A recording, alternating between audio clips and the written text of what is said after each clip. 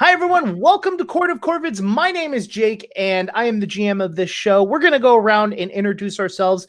And while we do that, we're going to go back to something we used to do, and I keep forgetting to do, which is introduce ourselves and say some of the things and projects that we're working on. Let's start with William and Jonas. All right. William, your name was said first. Do you want to say some words first, even though I already started talking? No. All right, cool. I'm Jonas Newhouse, they, them, and I'm playing the Chameleon Gnome Storm Druid Robin Way, she, her. I do a lot of shows here on QueueTimes, such as this one, Court of Corvids, a Kids on Bikes, usually Kids on Bikes stream called Hijinks and Handlebars that William runs, and we'll talk a little more about. I'm also in a band called Glass Beach, also with William. We've actually just started our own Twitch channel in the last couple of weeks, and yesterday launched a Patreon. So you can find all of that. We're Glass Beach Band across pretty much all social media and websites. So twitch.tv/glassbeachband, patreon.com/glassbeachband, at glassbeachband on Twitter. And you can keep up with all of the cool things we're doing there. Our first album, the first Glass Beach album, is also available probably anywhere that you stream your music. Okay, I'm William. You can find me on Twitter and Instagram at KWilliamWhite. The things that I'm working on, also Glass Beach. We just literally just launched a Patreon. We did 14 hours of streaming yesterday as like a launch for that, and it went really well. It was great. If you like Glass Beach at all and you didn't get to catch that, we have a VOD for it, but also you can go and check out the Patreon, see what we have going on there. We also, on our stream at the very end of it, we announced something that we will then re-announce for real on Monday on our social medias and everything. So if you're interested in the band at all, if you're interested in stuff about music videos having to do with our music, then I would check that out, scope out our social medias on Monday. And then also I do Hijinks and Handlebars for QueueTimes. It's usually a Kids on Bikes tabletop live stream. It's a continuous campaign. We're hitting about 50 episodes. For that, you can find all of the backlog episodes on the QueueTimes main YouTube channel. But also right now we're doing a mini series because we're all going remote, and we weren't feeling confident in the way that we could handle continuing that campaign for now. So we are doing a mini series of Dungeon World at the moment. And we just had our first episode of that last week, and it was really fun. It was great. And I'm excited to keep that campaign going. It's a nice change of pace if you're into Dungeon World or that kind of a fantasy setting stuff at all. You can check that episode out, see if you like the cast. If you like the cast, then go check out the rest of Hijinks and Handlebars because they're wonderful players. It's a lot of fun to GM them, and we have a lot that you can watch. So if you have something you need to do, finish the Tiger King and then check out Hijinks and Handlebars. that was like 2 weeks ago. Hey, there are 3 people on here that have not finished it, and there's 1 person on here who hasn't started it. So, Whoa. Sounds like a personal problem to me. All I'm saying is, Krug, while we're here, just Google Joe Exotic. Just Google a picture of him. I'm actually going to watch it, so if anybody spoils it for me, you're getting banned from Twitch. I'm just asking you to look a picture up of him so you know what he looks like. Oh, yeah, for sure. There's too many things to even spoil, and most of them sound fake. You'd be like, no, that's not real. That never happened. So while Krug is Googling an image, Molly, why don't you introduce yourself and tell us some projects you've been working on? I'm taking selfies because I'm trying to do my promo picture and I'm multitasking. Anyway, I'm Molly McIsaac. Hold on. Let me pause for a moment because I'm loving Krug's face while you're taking selfies, and because they're next to each other, it makes me feel like Krug is giving you dirty looks while you're standing. No, Krug, I thought we were friends. No, it's not you. It's Joe Exotic. I swear. I should have dressed up like Joe Exotic today. He's got Moss vibes. He's a performer. My name is Molly McIsaac. I play Moss the Magnificent, the elf sorcerer. My pronouns are she, her, as well as Moss's. I am working on having a completely backward sleep schedule and being obsessed with Animal Crossing right now. Other than that, I'm gonna start live streaming makeup tutorials if you guys want to come hang out. That'll be starting probably tonight or tomorrow on my Facebook page, which is public for all, and that's Molly McIsaac. Other than that, you could find me across the internet at Molly McIsaac. I post lots of weird videos. I'm trying to figure out what kind of content I can make in this quarantine with my best friend Jordan, We usually make a series called The Basic Witches together, which you should check out because it's pretty fun and weird. Yeah, that's about it. Go for it, Krug.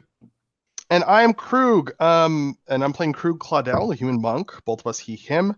I'm working on a project called Game Gorgon, which, if you don't know, is a Pathfinder 2nd edition / other RPGs / games in general show where we talk about things related to games. We do a lot of Pathfinder 2nd edition because that's what people that come to our channel nowadays seem to want, and so we do it a bunch. We have one more video in the can that we were able to record before we lost the ability to record new videos, and that's going to be coming out soon. We're just waiting for a couple of things before we release it, and it's going to be a build. It's going to be Indigo's build that he is using in the RP Discord. Is Targarus? I don't remember how to pronounce Targus is the character's name. Yeah, Targus. It's pretty scary damage-wise. Let's just say that. Like, this isn't like we're gonna build a character that's like themed after this really interesting character from a book. No, this is just a damage alchemist. That's all it is. Well, it's not like the highest potential damage, because the highest potential damage is a bomber for sure. But just it's not optimized, but it is. Yeah. It is optimized for a specific role in a party as far as like combat, and it does that very well. Let's put it that way. Awesome. I enjoyed it, at least. Also, it's hilarious. There's that too. Yeah, we got to figure out how we can keep doing these, because a lot of people seem to like our unabridged version. Maybe you and I can like just get on and scroll through a book and just chit chat and bullshit. Maybe we'll figure something out and I'm down. make that happen. Yeah, but that's not why you're all here, though. Wait. William forgot something. I forgot to introduce my character. Oh yeah, go for it. Okay, yeah. So William, they, them. I'm playing Remy Ashwillow, the Goblin Fighter. Also they, them. There we go. Did it. Okay, so that's let's get into our actual show for tonight, which is Court of Corvids. I am the GM, and I will be playing everyone. I go by he, him, but I'll be playing everyone. So be prepared for that changeover. Where we left off is Krug got the ever-living shit kicked out of him. I put up a fight. And don't make me out to be a victim here. Hold on. You're not a victim. You started the fight, so you're not the victim. Correct. I wanted that to be clear, that I did the fighting and then I got defeated instantly. So yeah, you got beat up. I believe Remy was still in the water. While someone was trying to, and Robin was looking from afar, just kind of getting an overview of everything that was going on. And then Moss was on the ship singing her drunken songs, right? Yes, they were not so drunken. They were masterpieces, thank you. Drunken Masters. There you go. Molly, the Drunken Master Sorcerer. That's gonna be her own class. The more she drinks, the better she sings. I just want to say, Jake, I appreciate that you said Molly and not Moss. Speaking to Actually, a horrible thing has occurred is that I'm out of alcohol in this house, so I don't really know what to do. No. I'm stuck at home in a quarantine with no alcohol. It's usually I use some wine to get myself in character as Moss, but it's not. I'm just gonna have to use my imagination. Oh God, that's the worst thing ever. Why do you think I read about serial killers? Anyways, let's start with Robin, since you are kind of the furthest away from everything, and you kind of got an overview of what's going on. What would you like to do? Let's start with you. Yeah. So the last thing that I had really done was I had gotten to this kind of area where the ship is and everything's happening. And I had rolled a check to see if I thought Remy was going to be okay with the current help they were getting. And if I remember correctly, the answer I got was doesn't seem clear that Remy is currently getting the help that they need to not drown in their heavy armor in the water. So I would like to move over to towards like the shore where Remy's at. And try to, still being stealthy, I want to try to get myself into the water. Okay. Roll that stealth. Let's see. That is an 11 plus. I'm rolling -3 right now, correct? Correct. Oh yes, and anyone that doesn't remember, this is they skipped last episode. A large portion of the crew is drunk. Characters are pretty drunk as well. Yeah. They all took business drinks. Yeah. That is a 14 to stealth into the water. Okay, so you feel like you're being pretty stealthful as you're going into the water. You find a pretty good spot to like slowly go in. You're not like jumping in. You're slowly moving in. You're not trying to make waves. But you're able to get into the water. What would you like to do past that? I would like to get into the water. I would like to go under the water. And I would like to wild shape. Okay. So I know we discussed that casting spells has there's something that will happen when a spell is cast, which I haven't really done yet. I think this is different, right? Wild shape? Yeah. I mean, there's no roll for it, but is there anything? Does it function any differently than normal with my inebriation? No, not at the moment. All right, cool. Then yes, I'm going to wild shape. How far away am I from Remy right now? You're probably maybe like 15, 20. The thing is that Remy is like trying to go further into the water, which it makes it harder for you to get to them, you know? Sure. So you're just like, what? Yeah, well, so here's the thing. I'm gonna I want to try to swim over. I will I'm going to keep hidden for the moment since the camera can't see it what Robin is, but I want to swim over to Remy, and I want to try to grapple them and start bringing them away along kind of the surface of the water. Are you going to basically be assisting the person that's trying to save them? I don't know necessarily that the person's trying to save them. I see a struggle. I rolled pretty low. So you from what you rolled pretty low, but you do know, especially that you're closer, that Remy's going away from the shore and the other person is trying to bring them to the shore. Sure. Then yeah, I think I will try to assist.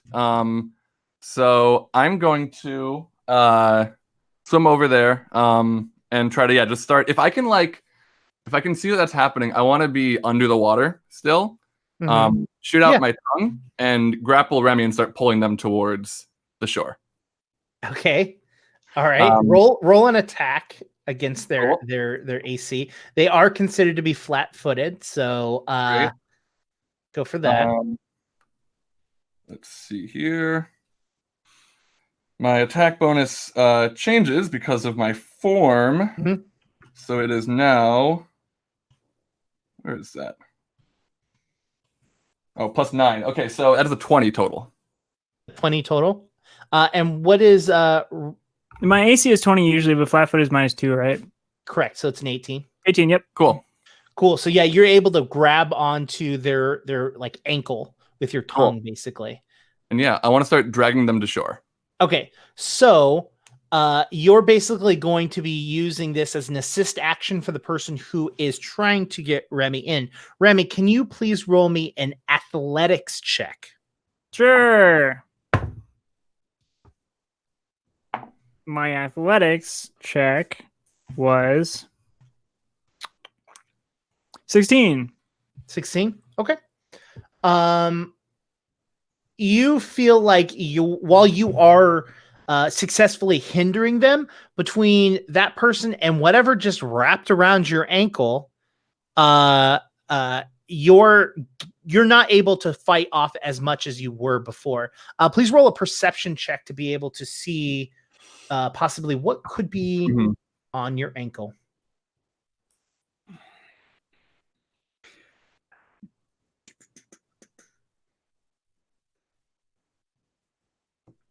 14. 14. That's not bad. I feel like that might be enough. Well, it's against your stealth. My stealth. Oh, sure. Yeah. Which was my stealth to get into the water. Was that like 11? Or was that also like around 14? No. It was higher. Yours was a 14 to get into the water. But I'm going to have you roll another one right now. Oh, sure. That's cocked. Yeah, I rolled a 17 plus my stealth right now is like +6, I think, so 23. Yeah, so you are unable to see what's grabbed you on in the water. It But it could be feels some seaweed. It could be a shark. You have no idea. The water's the softest shark I've ever felt. the water's pretty murky. Moss, please roll me a performance check with your -3. Okie dokie then. Let me pull up my character sheet on my iPad. I thought I had it open. While Moss is doing that, you are starting to get closer and closer to the shore. Even though you're like fighting it off, you know, you're not able to overcome the two of them pulling you up towards the shore. What is Robin's plan once they get to the shore? I think the plan is I would still have climbing. I think the plan when I get them to the shore and get them onto the shore is to swim around to like the backside of the boat and see if I can find if there is like a window or something that is not quite at the top of the boat, something that I can climb up and into. I want to get into the boat without being seen. So I mean, this is a big, huge like pirate boat. There are like the only windows there are where the cannons come out, and those are pretty high up onto the boat itself. So you know that the only ways to get on the boat is either to go ashore and go up the dock that they've built, or to go up the ladder that's along the side of the boat itself. Or depending on what creature you are, because I don't remember you saying what you were. Right, I haven't yet. Which is possibly having Remy sneak you on. Sure. Yeah, I guess if I can get Remy to shore and then try to like, while still being in a position where I'm hidden from at least most of these creatures, if not all of them, maybe try to like communicate to Remy that I am Robin. Okay. And yeah, see if they can help sneak me on. Because yeah, I think I could ostensibly climb the ladder and actually be really funny to picture that. But let's start with this. Let's at least let Remy know what's going on. If I can. Okay, so do you peek your head up a little bit I think I like push Remy and then I like go around a rock and first a pink tongue like shoots out and wraps around the rock and then pulls the rest of the head over for this just like water blue, looks like a giant poison dart frog. Looks at you and just kind of like tilts its head to the side a couple times in a as non-animalistic a way as possible. Well, let's see. What should I roll? What should perception? I also imagine this, and Jonas, the player, you can tell me if this is not how you want to do it. But I always imagine that no matter what creature you wild shape into, there's some sort of like defining pattern, like either like a pseudo like blue lightning bolt or I like think that would be cool. Yeah, because she does typically have like lightning kind of like scars across her face and arms. So I think with some of those, which since they're blue right now is not entirely perceptible because it's rough. But I can imagine there being like black lines around, you know. Sure. Yeah. What do you got? 18. Oh yeah. You're like, oh, my wife. My wife. Yes, that is what I say. Moss, what was your performance roll? Non-natural 20. Ooh, all right. I mean, it's really hard for me to roll bad on performance, honestly. I'm expert. Yep. Yeah, no, it really is hard for you to not roll really well right now. And so you're out there, you're performing, you're singing, you're going around, and everyone's just like, they start like clapping and move, like dancing around you as you're singing. What is Remy doing once you see that Robin is there? Oh, I mean, like, Remy did this to waste time so that Robin could make it onto the boat. Like, so this is everything that I needed. So like a kind of like a nod that's like, come here, like, come here. The big poison dart frog goes over and like kind of nuzzles Remy, and then slimy tongue goes across their face. Yeah, and then I'm gonna take the toad and I'm gonna like pocket it. No, I'm giant. I am. Wait, you're huge? I'm pretty sure the battle form is size large. Wait, medium. So yeah, I am a medium, like a giant for a frog. Poison dart. Ride the frog. Was that sad? Did I miss it? Yeah. Wow. Oh, Yeah. you're coming close This to me? is the first time that I have done my animal form version of wild shaping versus pest form. So okay. Interesting. Wow. like honestly, you could probably ride me, but a large, medium-sized frog. Yes. Yeah, just like the boulder. All right, so excellent I height imagine front. that you're not going to do that. So what would you like to do instead? Yeah. Wow, what am I gonna do instead? Oh, well, I wouldn't beckon you over then if you're that big, even. Sure. Yeah, because I imagine if you're that big, then that person's gonna see that try to Yeah, save you. I don't Gonna want attack you. you. Yeah. Can I? Okay, so you know how like when I am in gnome form, I can like kind of communicate ideas to animals through like chitters and stuff. Can I try to communicate a simple idea to Remy with frog noises? Yeah, roll a performance. All right. No negatives. Awesome. This frog's not drunk, eh? Ooh, that's pretty good. 16 plus skills. Plus 6 is 22. 22. Okay. Yeah, I mean poison affects different creatures differently. What was it again total? 22. 22. So what are you trying to convey? I want to convey like I need to get onto the boat without being seen. And like I need help with that. So like that's maybe, a simple idea. yeah, I mean, yeah. Can I convey God damn it, Tig. Can I convey distraction, stay dry? I would say distraction for sure. I mean, like, and then I'll just like lap some water at them with my tongue and shake my big frog head. There's only so far we can take your roll before I have to make a roll. Yeah. William, will you please roll? This is going to be a tough roll because it's not going to be a perception. Yeah. Hold on. I could roll like straight like wisdom or intelligence or something. I don't know. Survival to read an animal's like. You're not behaving like an animal. But I'm using an animal's like expressions. That's that. I don't think that's. Yeah, I wouldn't read a creature with like that style of intelligence as the same. I will give you a choice. You can either roll nature or society. Okay. Cool. I'll probably do society then. Okay. Because that's a +6, baby. Oh, 15? You definitely get the idea of distraction, but you're not getting the wet part. Like that's a rough one. Yeah. You know? It's like I'm watching you do the distraction part, and then you like start lapping at the water. And I'm like, okay, like, distract with water. Like, oh, you're thirsty? Like, no, I am thirsty. I need to drink water.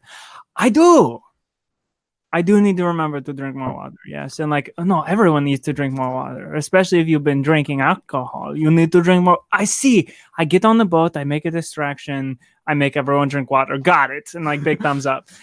For a bit. Yeah, I did. Cool. All right. So there you go. You get the distraction idea. What are you gonna do? For the distraction, I'm gonna jump back in the water. I'm kidding. I won't do that. That's metagaming the other direction. But now it's metagaming not to do it. Wait, let's be in Remy's head for a moment. Okay, my wife just told me to do a distraction. I've just gotten rescue from the water. I would probably just jump back in the water if I'm being honest. Yeah, I'm gonna jump back in the water. But I'm gonna try to make it look like it was an accident. Okay. Here we go. This is okay, because here's the thing. I don't know that that's what Remy was doing in the first place, so I think this time Remy's in control of being in the water, so it's fine. Wait. That whole thing was performance is or what? That. Deception. What am I doing to make it look like I'm tripping into the water? Deception. Ha. 14. That's fine. Oh, it's okay. 14 is my roll for deception. to make it Okay. look like I am tripping into the water. I get up, and the other person who was helping me out, like I kind of clamber onto them, and I'm like, "Oh, thank you so much for saving!" Whoa! And I just like slip off of them, and I fall back in the water. That's my plan. So they look at you. These are these big, huge frog creatures, right? That are like looking at you, and they're just like, you can tell that it's very annoyed, and it like looks up, and it like the under its neck just grows big, and it just and like Moss, the ones that are around you kind of stop and like look around and walk over to the edge and see that Remy is in the water, and like 3 of them jump in the water as well. How many were in there already? What? How many were in there before? In the water? Yeah, there was just the one. Okay, yeah. Cool. So now there's 4. Wait, listen to my siren song. Come back to the ship. I'm doing this backwards. You're supposed to go to the watery depths. That's my song. I'm doing it much more beautifully, I promise. Remy, you can tell that they very clearly can tell that you're faking it now. Oh, okay, cool. Well, then I'll fall in, and then I'll stop, and I'll climb out myself and be like, okay, no, I was just kidding. That like the first time I was not, but this time I thought it would be funny. We were building like an inside joke, like where you save me, I fall in the water, you're a big frog. You know? Did they see the big frog? The crew? Do they see which one? Do they see Robin? The frog people or the Robin frog? The Robin frog. You can't tell. Oh, so Robin Frog is like indistinguishable from the rest, and they don't No. They're these are anthropomorphic frogs. That's what they're like on confused. Yeah. So they're on 2 legs, while Robin is like a proper frog. Yeah. Okay, but like hiding. Yeah, bigger and hiding. None of them have seen the frog. I'm the only one Remy's the only one who has seen the frog. Yeah, the Robin frog.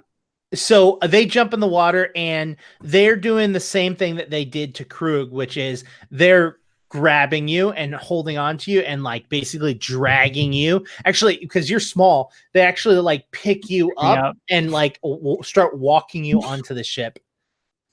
Okay, all right. No, yes, this is all very fine. I deserve this. Thank you very much.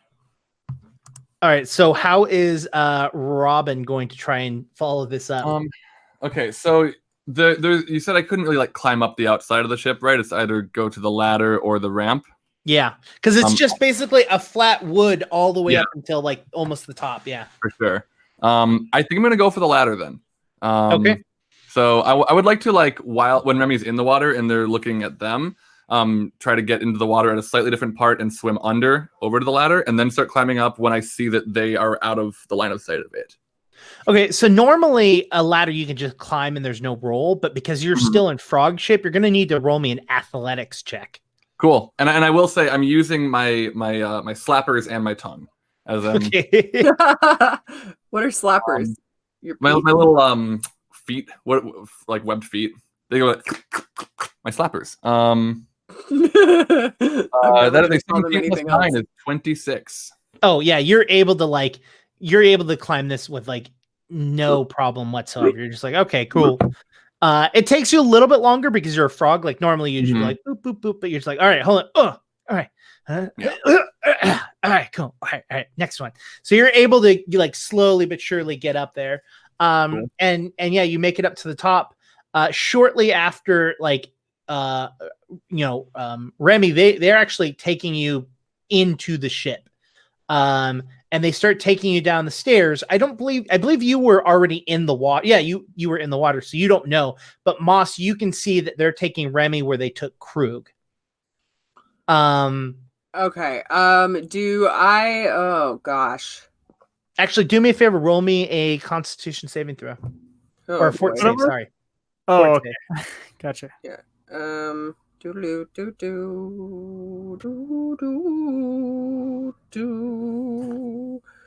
Okay.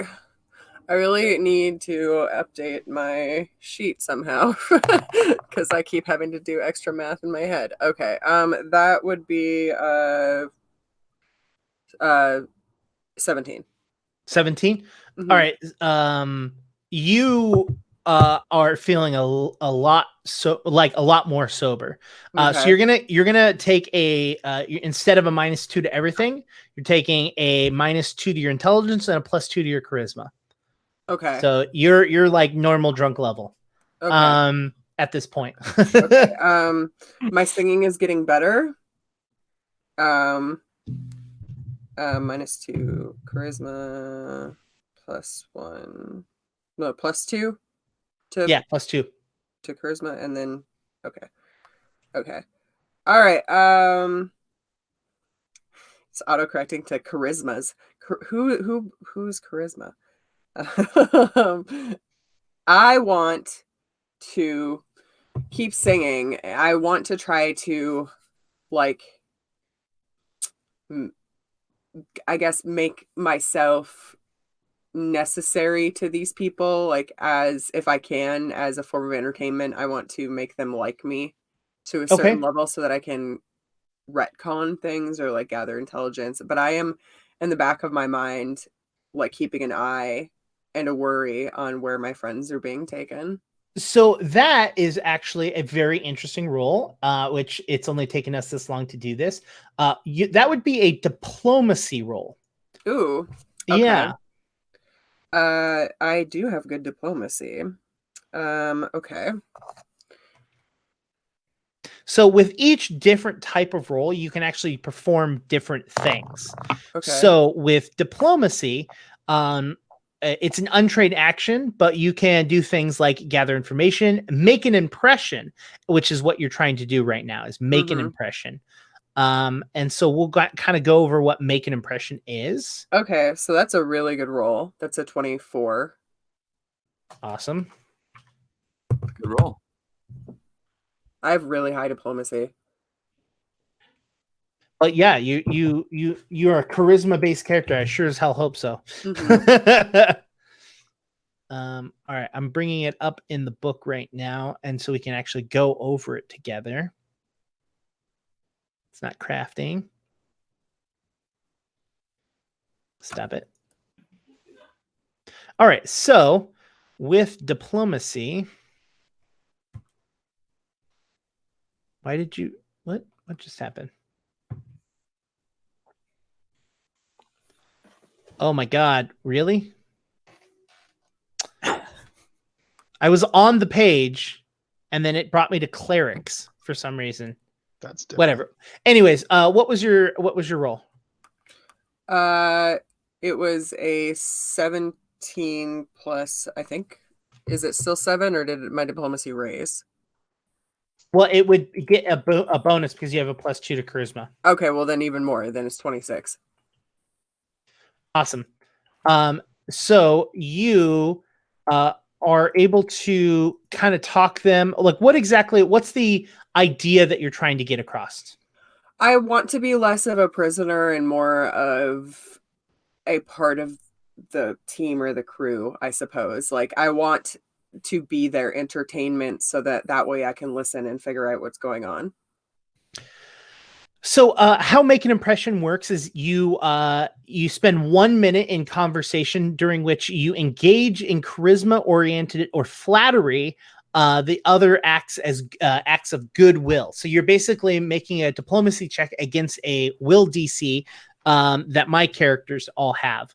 And if you succeed, their added towards you improves by 1. And if you critically succeed, it improves by 2.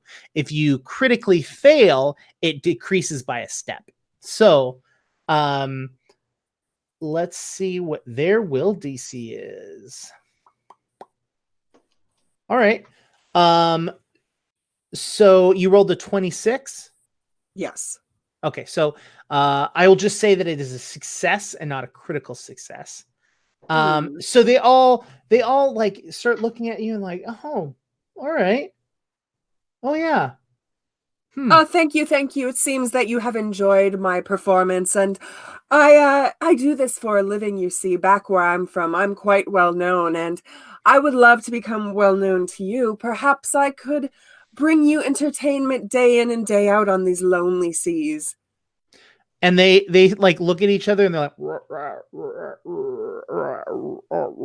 and they're like talking to each other. And one of them looks at you and goes, yeah, I think you'll be good entertainment to us. But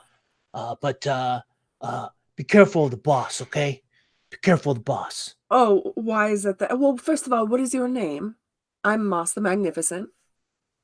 I am Ogar. Very nice to meet you, Ogar. That is a good, powerful name. I'm very pleased to meet such a powerful fellow. Now, Ogar, what is it about the boss that I need to be careful about?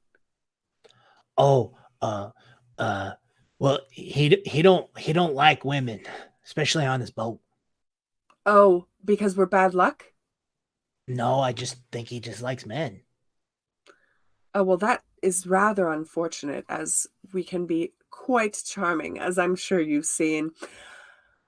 I shall steer clear of him, but I think that I could win him over. I'm a pretty easy sell. Now, let's discuss my lodging while I'm here. Oh, yeah, you're going to go sleep down with everyone else. Even if I am your star entertainer? Oh, yeah, you'll just get more food. And probably die less. Well, I would prefer not to die at all.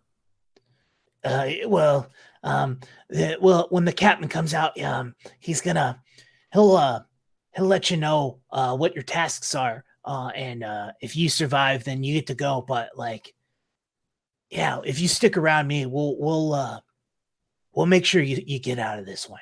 Mm-hmm. Why, thank you so much, Ogar. I'm sure that you and I are going to become fast friends. Would you like me to continue performing, or shall I descend to my quarters below deck for now? You should probably check on your friend.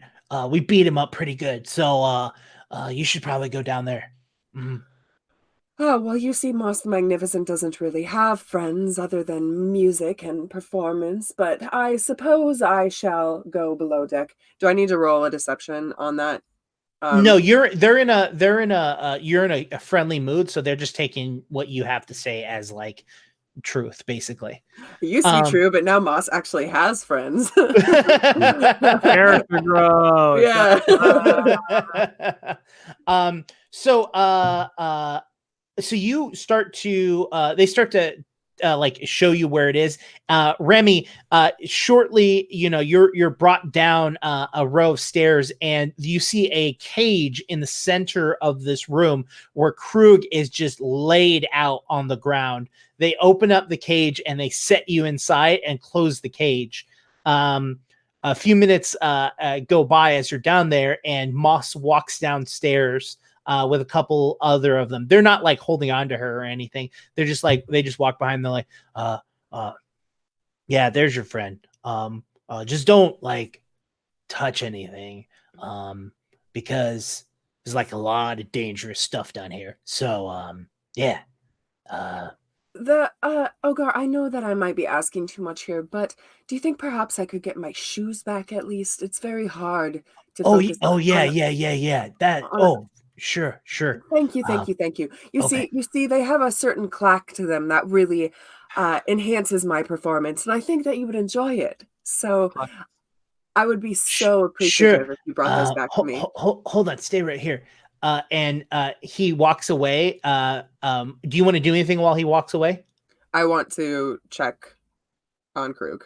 So Krug is exactly at 0 hit points. So he is knocked unconscious. He is not making death saves, but he is knocked unconscious. Can I cast heal without them noticing? I mean, yeah, you can. Okay, I want to heal Krug. All right. Are you just going to do touch? I assume. Yeah, just touch heal. Okay, so we're in a cage, and Moss is outside of that cage. Yes.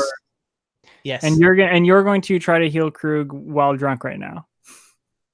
Well, it's the spell heal, not the. So there's no chance of hurting him if that's what you're worried about. Well, I Okay.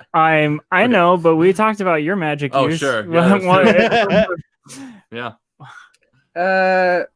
Remind me what I have to roll for heal again, because It depends on what level of heal you want to do. If you just do a basic first level spell of heal, then it is going to be 1d8 of hit points that you're going to regain. If you do it second level, it would be 2d8. Mm-hmm. Okay. I'll just do 1d8. And that is 5. All right, I'll take 5 health. Thank you. Krug, you like wake up, but you are going to feel this for a while.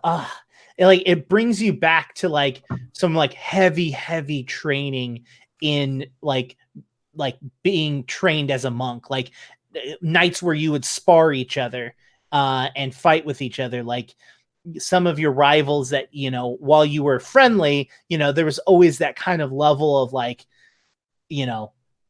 competition almost with each other.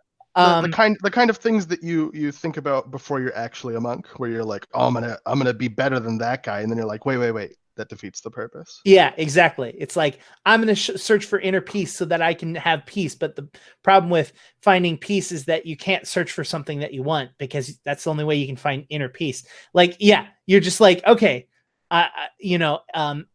those matches where you would like fight each other and train, that's what it feels like. They just beat the living crap out of you. Am I still chocolate wasted? Roll me a fortitude. I will gladly roll you a fortitude. That is 15 plus 23. Oh yeah. Your head hurts, but you're not sure if it's from the alcohol or if it's from being beat. So I'm gonna like slowly get back up and say, I can't tell if I'm hungover or if I got hit in the head. Is there a bump on my head? I'm gonna show my head to the nearest person. Remy, you see a big bump on his head. No, you look fine. So there. All right.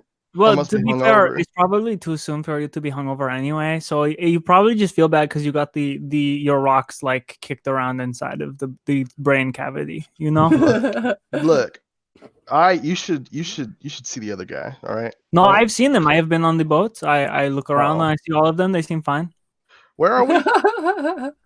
We're on the boat. We're on the Bogart boat. Bogart boat. We're on the ship. Yeah, I remember that.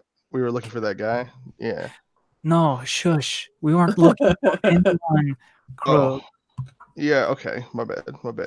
I'm gonna meditate. So as you're saying that, one of the frogs that beat the crap out of you, Krug, comes down with a big bag and it goes to Moss and like, here's all the shoes that we have, and like shows you the bag. Oh wow! Thank you so much. Are my shoes in there? Nope. See, my shoes were on the feet of a very charming woman. Not as charming as I, but those were the ones I was referring to. In the meantime, I suppose I shall take one of these pairs. I take what looks like the cleanest and the nicest. Might I take a pair or two for these poor prisoners that I feel so much altruistic sympathy for? I mean, we just keep them around just in case we run out of food. You eat shoes? Yeah, most of them are leather. I suppose that does make sense in a very bizarre way, but who am I to judge your eating habits? I thank you kindly, and I shall reward you with a duet with myself and myself tonight, but I will look you in the eyes, and then it will feel like we're singing together. He kind of looks confused for a moment, and then you hear this like high-pitched whistle noise. He goes, I gotta go. And then he turns around and he kind of like quickly leaps up the stairs. Goodbye, my friend. Was that Ogar? Yeah. Goodbye, Ogar, my friend. I must make friends with all of the creatures. He doesn't say anything back. He just runs back. So I push the shoe bag through the bar. So I'm not in the cage. I'm just like allowed to roam. Yep. Hell yeah. Nice. Welcome to being a charismatic character. Wait, can I button that scene? Yeah. Or are we gonna keep on? No, go for it. So Ogar leaves the room, and I like sit there for a moment, and I look at Moss and I go, I swear to God, if that is Rose, I'm going to explode. Perhaps Rose and I are destined to be friends, and she will just continue to hound me in every iteration. Button. Can I button this scene? Go for Button. Yeah. I drop the persona a little bit, and I push the bag through the bars to everyone or to my two friends. And are you quite all right? No, I'm fine. There's nothing wrong with me, but it seems to be something wrong with Krug. Are you two both drunk still? Is there like, am I going to have to be dealing with that for a very long time, or can we like kind of No, get on? I'm a little No, we're drunk good. still, but I'm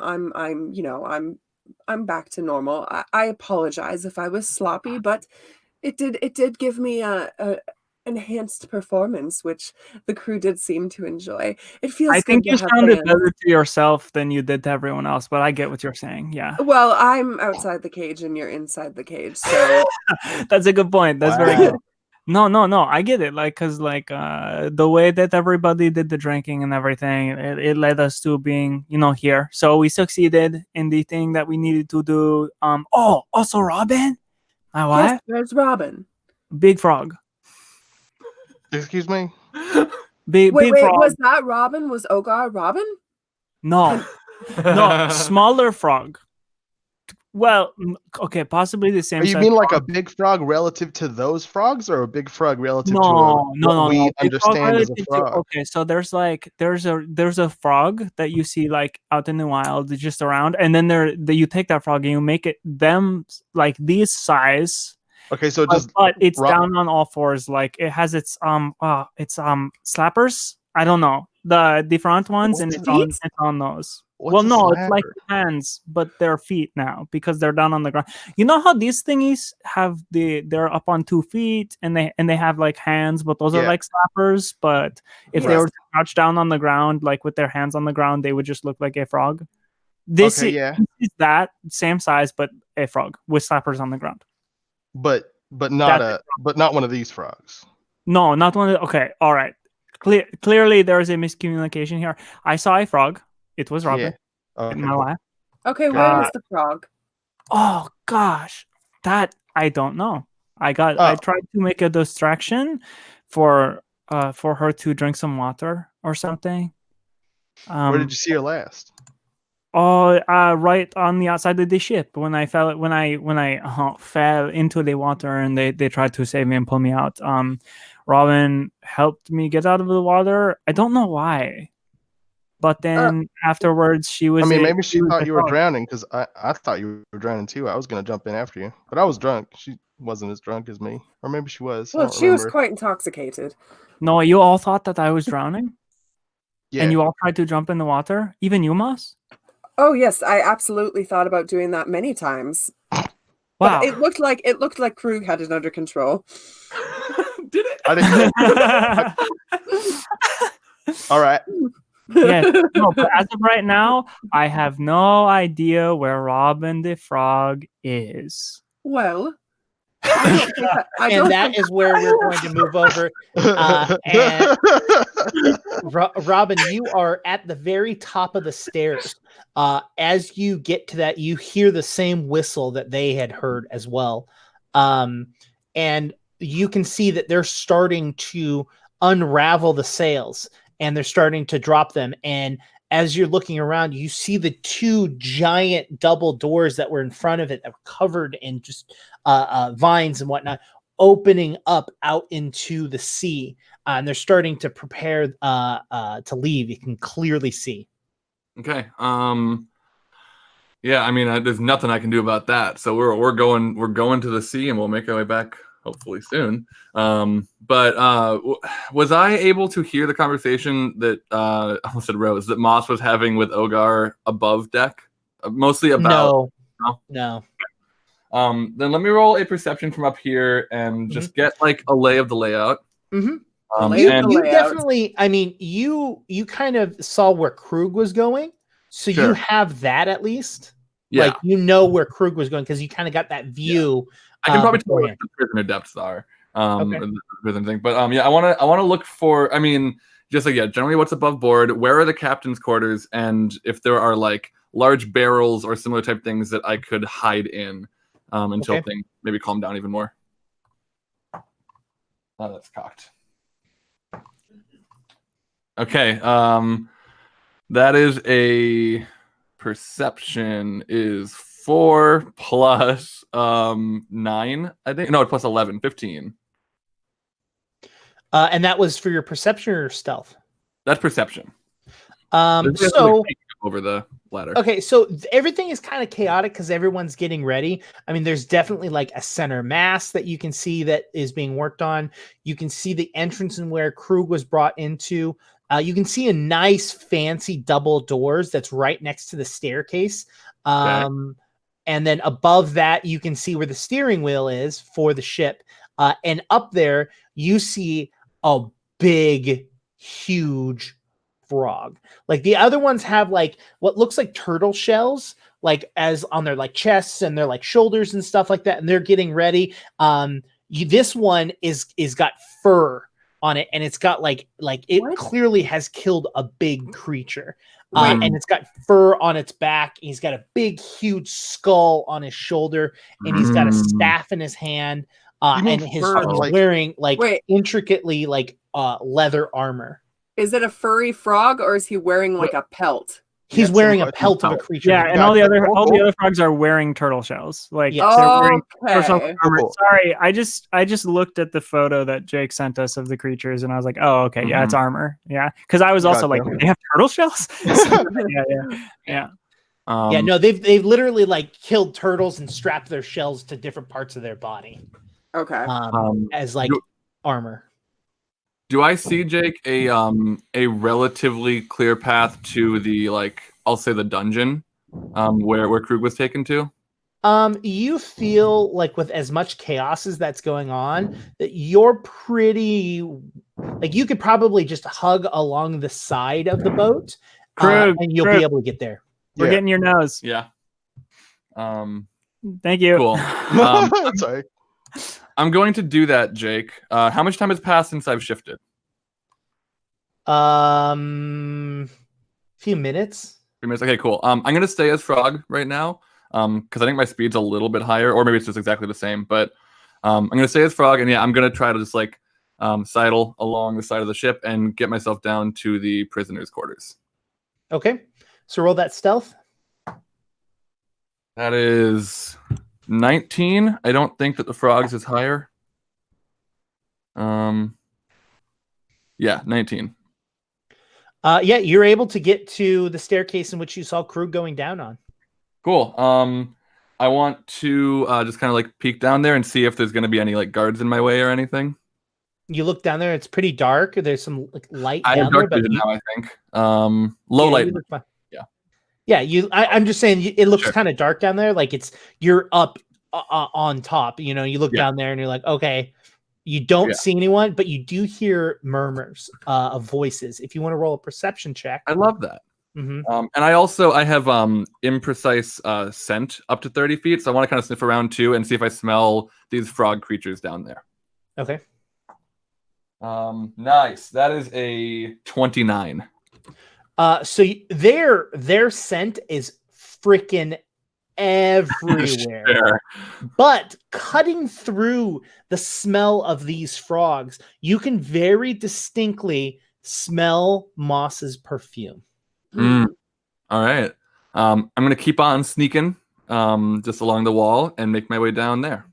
So as you like slowly hop along the staircase, as you get to the rung where it like turns around, you can very clearly see Moss talking to Remy and Krug, and Remy and Krug in the jail cell while Moss is outside talking. Cool. I'm going to oh god, this is I'm gonna turn back, I think. I I could turn back. Yeah, I'm going to turn back into Robin and just kind of emerge from the shadows and very softly just say, Moss, Krug, I'm here. It's Robin. Robin. Hi. Is everything okay? I'm so glad you're all right. I thought you were a giant frog. I was a giant frog, but I wasn't certain of what happened, and if you knew that, I didn't want to frighten you. I turned into a very frightening frog. Remy can tell you I was very frightening. Okay, now hold on. How do we know you're the real Robin? Because the last time I saw Robin was a giant frog. So, like, you have to tell me a thing that, like, only Robin, my wife, would know. Well, you're, it's a toe you're missing, right? I think that's what I said. I'm still very sorry about your toe. Oh, okay, yeah, no, yeah. I mean, that means I'm either me or one of them, so. Yeah, who knows? I mean, like, I believe it. Yeah, sure. Okay. I suppose, like, not, turned outside of a frog and then back to yourself. Yeah. So, also, I was such a frightening frog, and I mean, I would know that. You know that. No one else saw me. You're such a big frog. I was scary, right? It was a scary frog. I'm a little disappointed. I really wanted to see that. I'll do it again. I'll do it again sometime. Perhaps you could do it for performance sometime. I feel like that would be a real knee slapper. Hey, y'all, this is a really great conversation, but I just want to ask a quick question. Is this gate by chance open? Can you just open this? Can you just give it a shot? Krug, as you're saying that, you feel that the boat is starting to drift forward. It'd be great if we could get off the boat. I try the lock. It's locked. I don't have any sort of lock picking skills. We're supposed to be captured. Well, yes, but it would be nice if you could come and go. Robin, what are we to do with you? Are you just going to hide this whole time? And also, I really don't want to go out to sea. Yeah, I mean, we left our cart and everything back there. Your cart and everything back there. Oh my God, do you have your sword? Oh, did they take my sword from me? That was a question I was going to ask. Because I had it on my back when I was in the net. I had made a comment about that. No.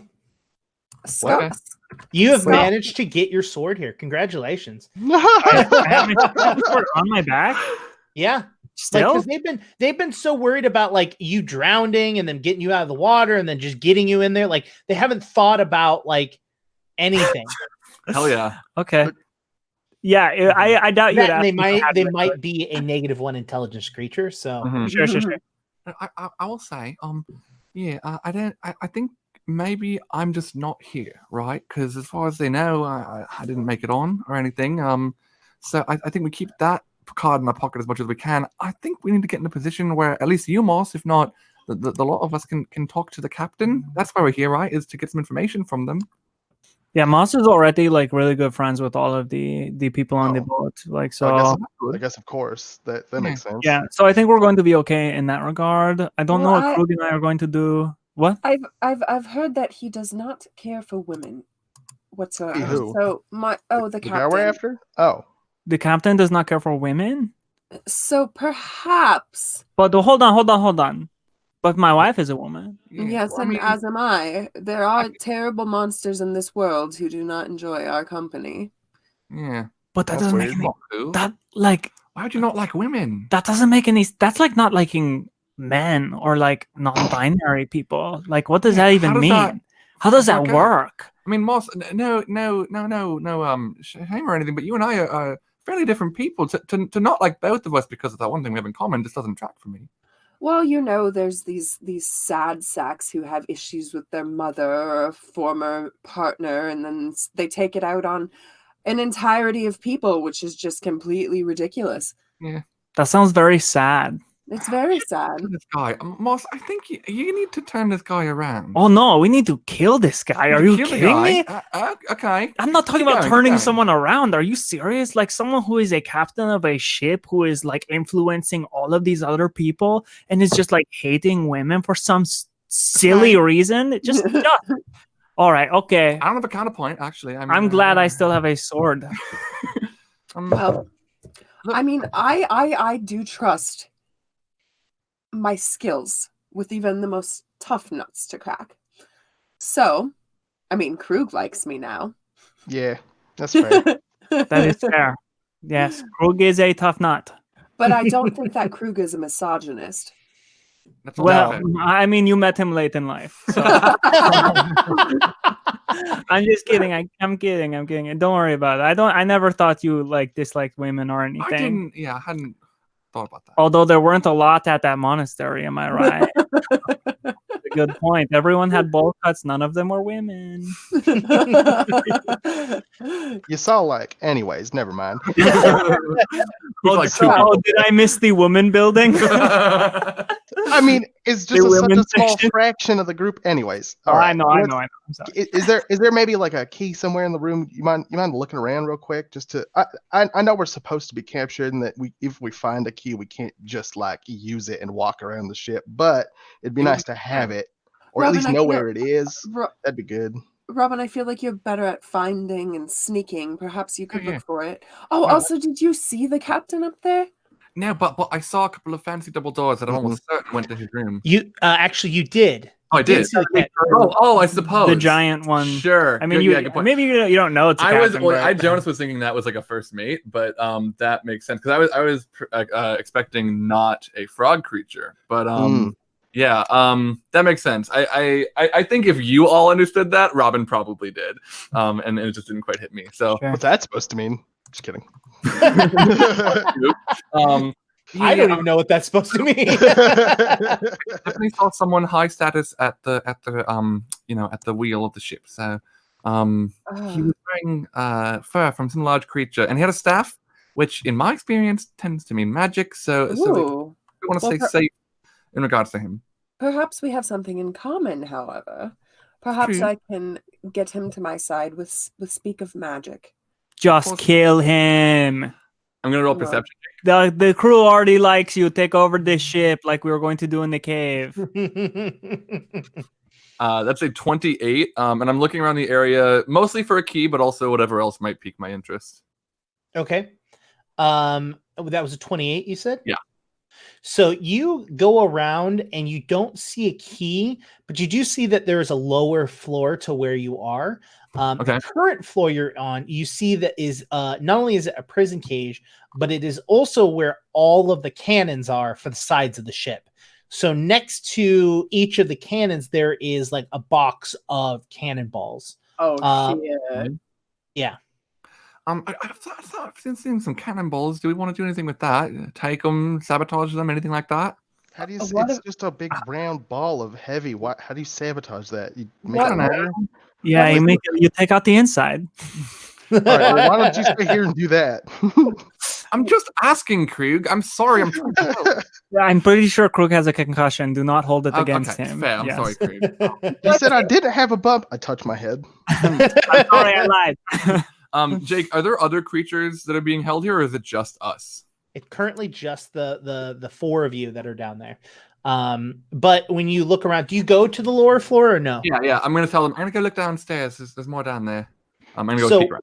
When you go lower into it, you can see that this is clearly where, in their off hours, where they sleep. Okay. Now you go further into the ship, and you can see that there's a large amount of storage back there. So it looks like that's probably one of the places that they hold their food and hold all of their needs that they their day-to-day needs. And It looks really stocked up. It looks like they're ready to sail for a long time. Okay. Do I mean, obviously the captain doesn't sleep down here, but do I see any beds of higher status? Or does it seem like it's captain and everyone else? Yep. Captain and everyone else. All right. I'm gonna go back up the stairs to everybody else. Okay, so they sleep down there. This is if they do take off, which is starting, I think we're gonna be on the water for a long time if we can't convince them to turn us around. So how many beds were there? How many beds were there, Jake? About 20. About 20. Oh, well, all right. If there are no zombies on this ship, none of the zombies. Okay. What if, since they've left us unattended with these giant boom sticks, that we make them go boom? Because if we deplete their cannon supply and alert the port that something is off, they're not going to go out to sea.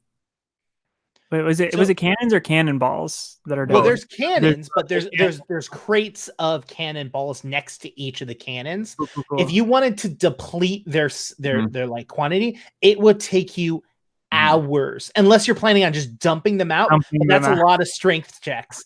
Here's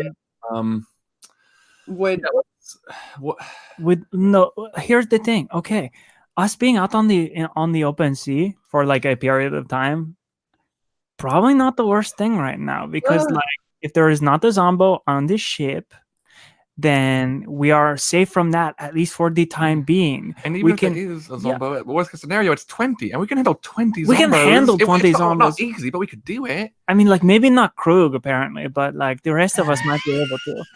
Remy, I'm gonna. Wait, here's a question: can zombies swim? Can zombies swim?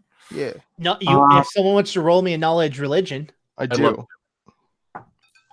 Oh. 22, and that's not proficient.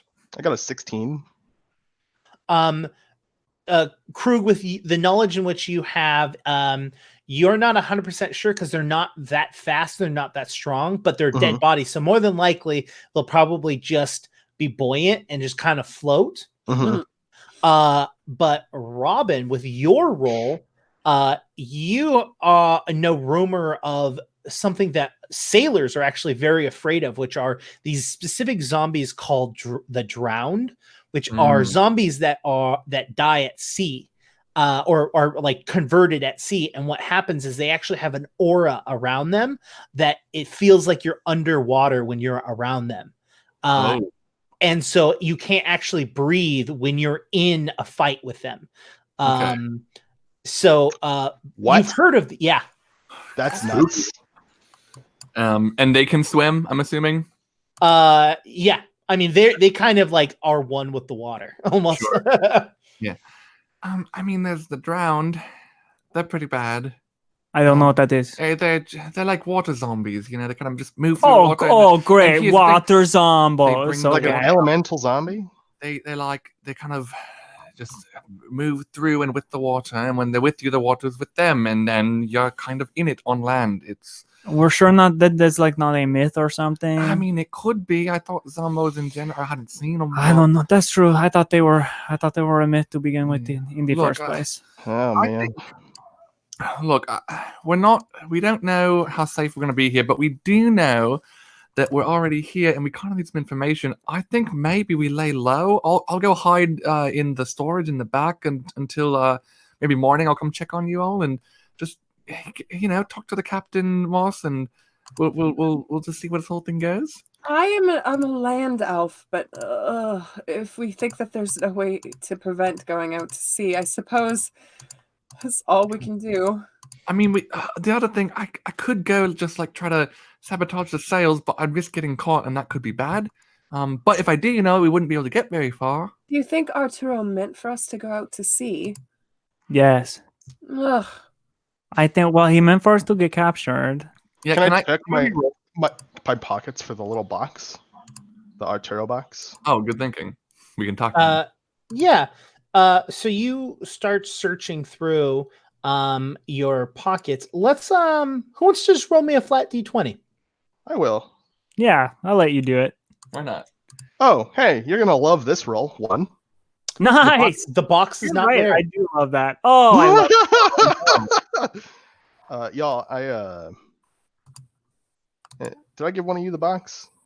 Did you give one? No, you were the last one to have it. Yeah, you're the one who made the phone call, refused to tongue the box. Right. Why, Krug? So let's move on. Let's talk about something else. You have the box, right? No, I don't. I don't have the box. You don't have know where box? it is. I mean, to be fair, y'all, I was very drunk, so I have no idea. And you were unconscious. Okay. Hold on. Wait a minute. So you could be back at the kissing box? Good. The box where we talked to Arturo? No, we don't have the box. It could be back at the bar. It could be on the ground outside. It could be somewhere in the ship. I have literally zero idea. Okay, now I'm a little closer to plan sabotage the sails. Let's put that one back on the table. All of you roll a perception check. Cool. Oh. Oh, should I roll a con save to see if my penalty goes down? No, when you transformed, it changed the way your body works, and cool. your body uses poison, which is basically what alcohol is. So when you Great. did that, you became no longer drunk. Awesome. Thank you, Jake. That's a trick that you should keep in the back of your head. That's Yeah. awesome. 21. 16. Yeah, perception. Okay. 21, 16, 13. 13. And would you say 32? 22. I wish. Oh, I thought you said 32. I was like, yeah, my perception like tripled since last session. I don't know. Nice. I don't know how, but how? Anyways, so as you're talking, you actually can hear that there are the wet flaps of feet starting to walk down the stairs. Some slappers. Yeah. Some slappers. Robin, Yeah. Okay, yeah, I'm gonna try to hide. I'm gonna try to. How big are the cannonball like boxes? They're like big wooden crates. You could easily hide behind one. Yeah, easily. Oh, behind. Sure. I'll hide behind one. What were you gonna say? I said inside, like amongst the cannonballs. But yeah. Well, I mean, no, because they're full. So Sure. unless you can change into like sand or water, like yeah, I'll just hide behind one. yeah. Polymorph sand. I bet. I mean, yeah, whatever. That's probably all right. So yeah, you roll me a stealth just in general. Ooh, not my best. But not horrible. 15. 15. Yeah. Okay. All right. So one of them starts to walk downstairs, and it's not the one that Molly or that Moss was talking to. Ogar. Okay. Yeah, Ogar, exactly. I should write this down. I put it in my notes.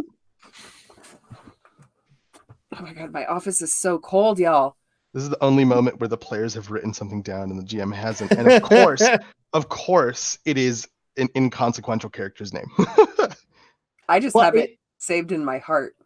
Well, see, this is what I need to do. I have to remember that no matter what the enemy is, that Moss is going to try to befriend them.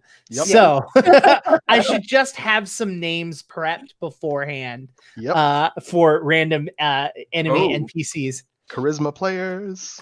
Jake, I'm seeing the picture of the drowned now. That is freaky. Yeah, right? Yeah, I don't like that. Like The Last of Us. That's just the dude Enemy. from Pirates of the Caribbean. Sure. I just binged all 3 of those movies the other night, so I'm actually feeling the energy real hard right now. You watched more than just the first one? Yeah, I watched all 3 in one fell swoop while I was playing Animal Crossing. Wow. They're fun. All right. They're just long. Kate Cunning just hit me up and says, I have a script for that, Jake. Hit me up for a random spreadsheet. Oh, dude, can you get it from them and send it to me so I can dissect it? We might be able to incorporate it into your OneNote thing so that you don't have to do any work. There you go. All right. So you hear the flip flapping going down. Robin, you run and hide before any of them walk down. And one of them comes in and goes, you're all going to need to come upstairs and meet the captain. Finally, yes. Thank you so much. Unlock the cage, put some cuffs on me, do whatever you need to do. I want to meet your captain. We're not gonna put any cuffs on you because we'll just kill you if you do anything stupid. Okay. And then like he walks closer to the cage and looks over at Moss like, how'd you get out of the cage? Oh, And like one behind was like, oh yeah, I didn't put her in there. She seemed cool. And he's just like, Didn't you see my performance? No, I saw it. It was pretty damn good. I'll be honest. It seems kind of dumb, but Well, look at me. whatever. I'm so soft and beautiful. Do you really think that I could cause any harm? I'm just an entertainer.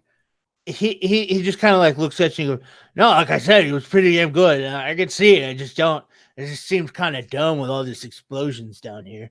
And he goes and he like pulls the key off of his necklace and like goes and unlocks it and like goes and wraps it around his neck and ties it on his neck again.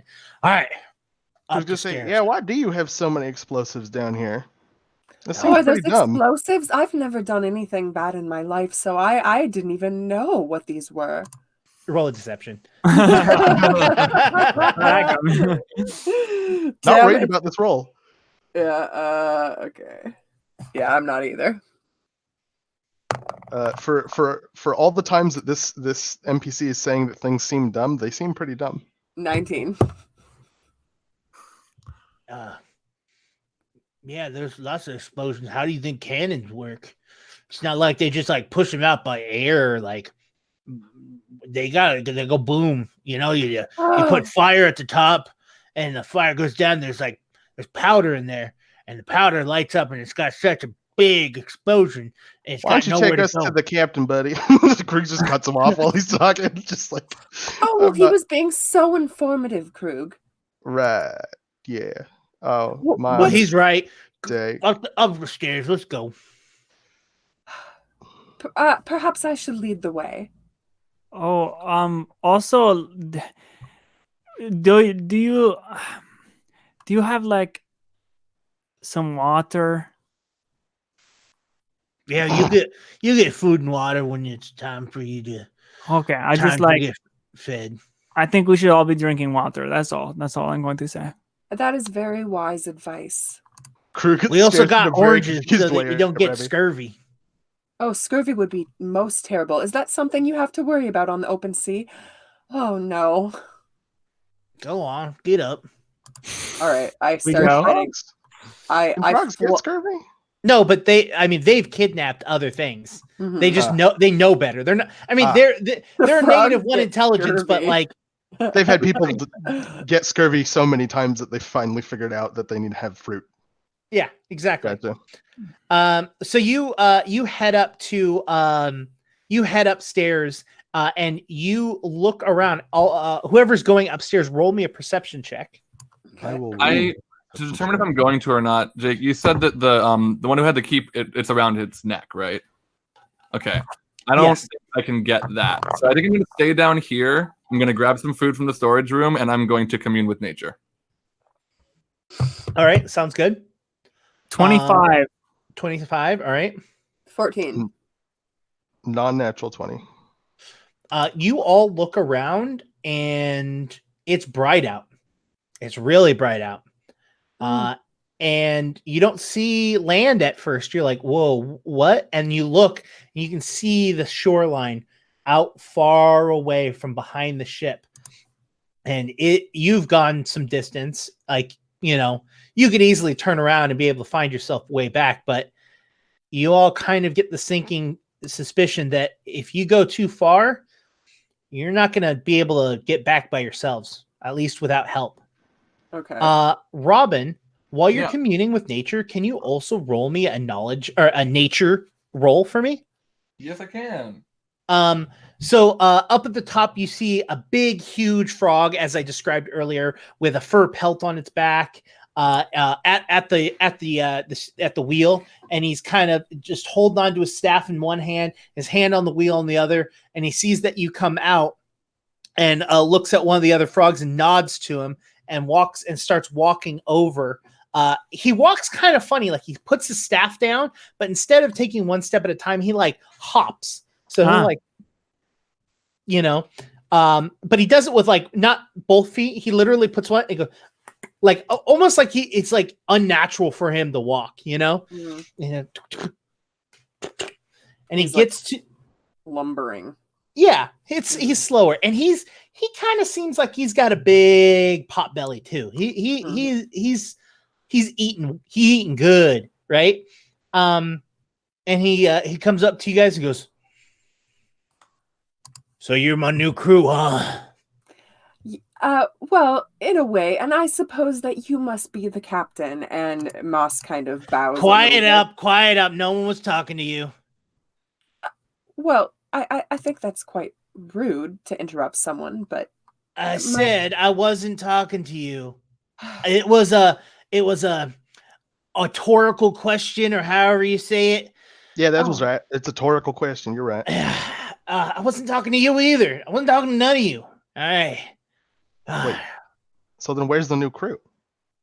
You're what? I'll wallop you so hard it's not even funny. You are shockingly the biggest frog I have seen today. Are you trying to insult my weight? No, you're just very large.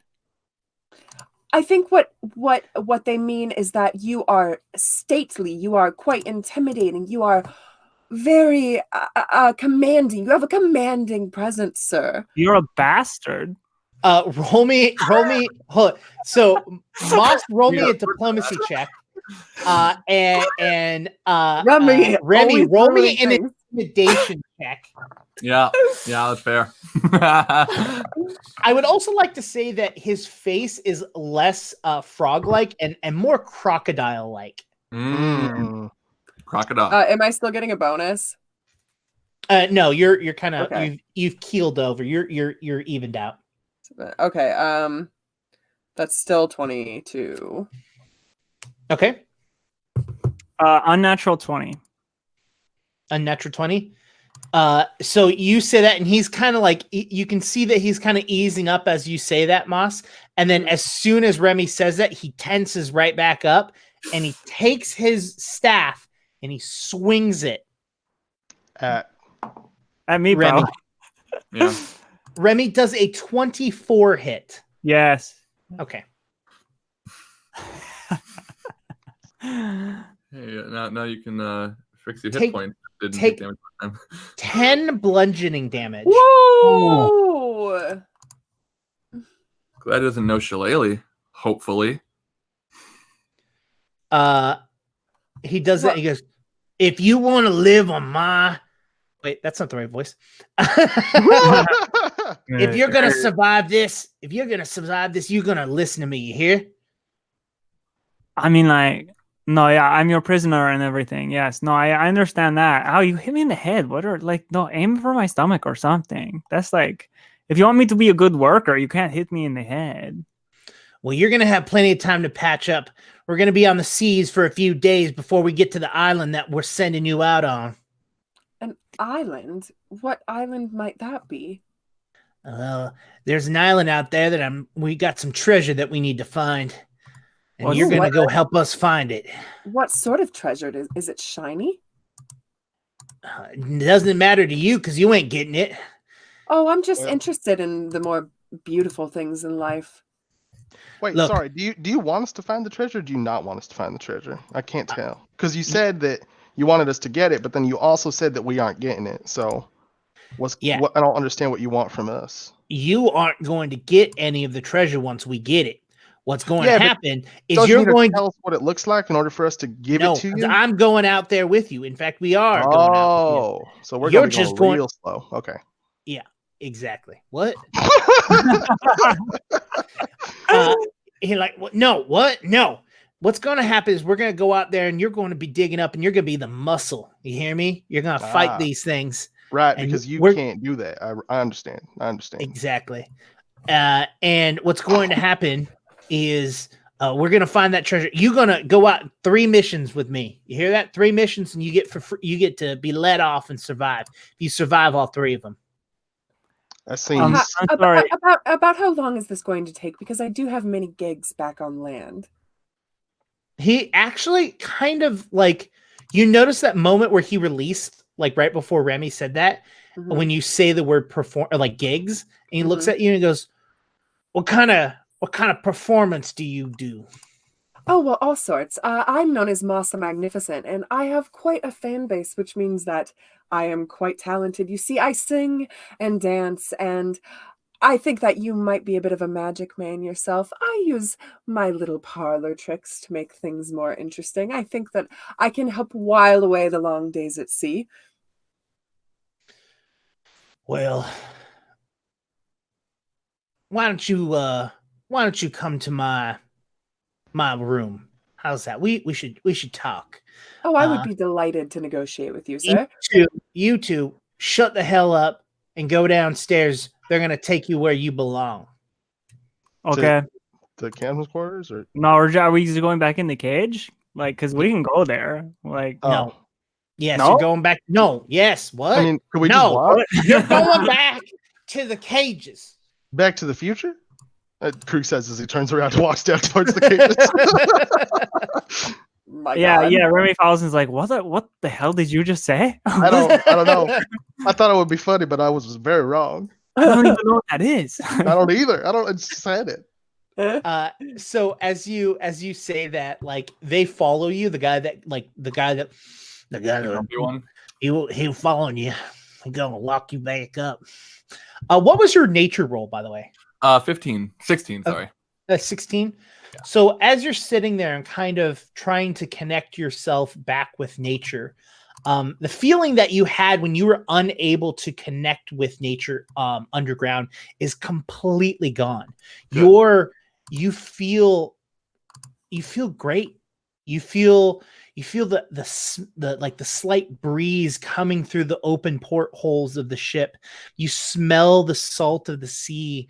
You feel like you're there, like beams of light through the cracks of the hole, like come through, and you can feel the warmth of it. You know that the storm, its home, is the ocean.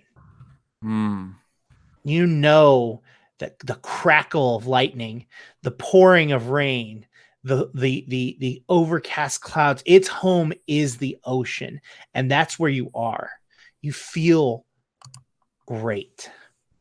Can I feel, while I have this honing and this connection, I want to try to kind of reach out to the skies and to the storm and where we're heading and see if it's going to be manifesting in the future, aka if there might be an actual storm coming. Do you have anything besides this rule? No, that is not necessarily a feature. Okay. But yeah. I will say that Moss has that feature. Oh, really? Yeah, I mean, sorry, yeah. I mean, it's not a feature that I have. Yeah. So you kind of reach out to the storm, and you reach out to the lightning, and you reach out to the clouds. And as you're kind of reaching, you get something that's starting to come out of the clouds. The clouds start to separate slightly, and you notice two antlers starting to poke out of the clouds as you're kind of coming to peace, and a face starts to form underneath it, and is the leader of the druids that you had met earlier. Oh. And you see her face, and she looks slightly distraught, and she looks out to you, and she just mouths the word help, and the cloud dissipates after she says that.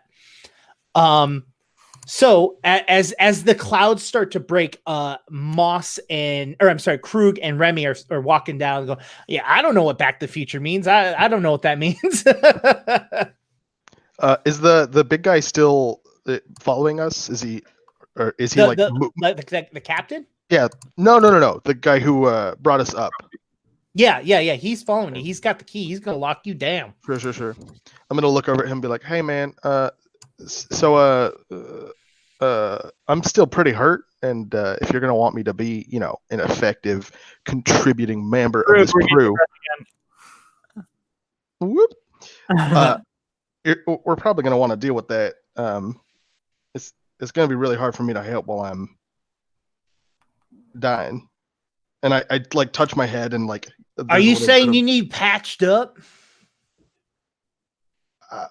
Can you define patched up for me, please?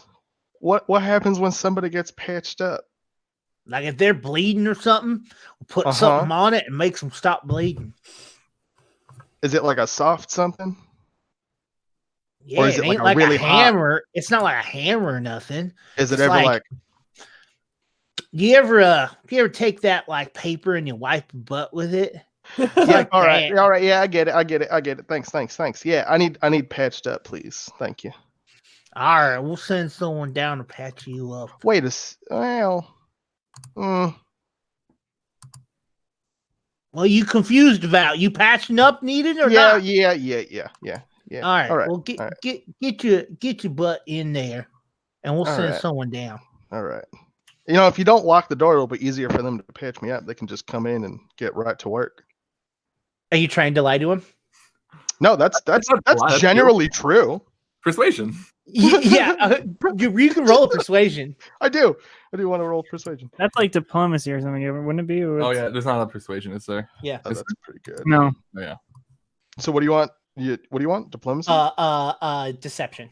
Deception? Okay, I'll take deception. Yeah. I'll do Yeah. deception. Cool. Yeah, you're deceiving him that it's a good idea, even if it is the truth that Sure. you're using. That's Yeah. good because the difference between my deception and my diplomacy is 5, which is nice. 23. 23. He's like, Yeah, we'll just save some time, you know.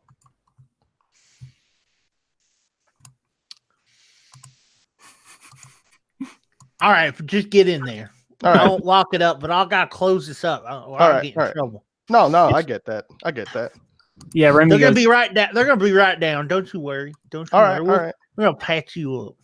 Thank we're you. not going anywhere, so No. I mean, how could we? All right. He closes it and he like looks at it and goes, "Well, I don't want to lock that. We're gonna walk over there." And he turns away and starts walking up the stairs. Cool.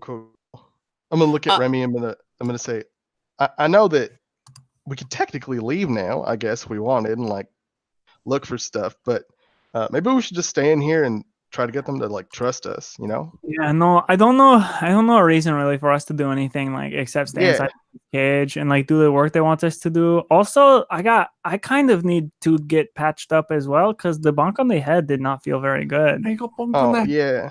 Oh yeah. Hey, hello, yeah. my wife. Anybody want some bread? Want Some bread? what? Oh, bread. where'd you find it? In the bread room. In the bread bread. room? Oh, in the bedroom where the bread is. Oh, the bedroom where the bread is. Yeah. Well, wait, the bedroom? There's a bedroom down here? Oh, it's all where all the beds are downstairs. I told you. Oh, yeah, the bed. remember there's 20 beds. Yeah, and all the food and everything. Okay. Yeah, do you want some bread? No, yeah, I can use some bread. Yeah, no, I can So- touch up. As you are having the bread conversation, Moss, you are brought to the captain's quarters. Right. Mhm. And he opens the door and goes, and he's like, "Go on in." Why, thank you for being such a gentleman. I flounce into his quarters. Roll me a perception check.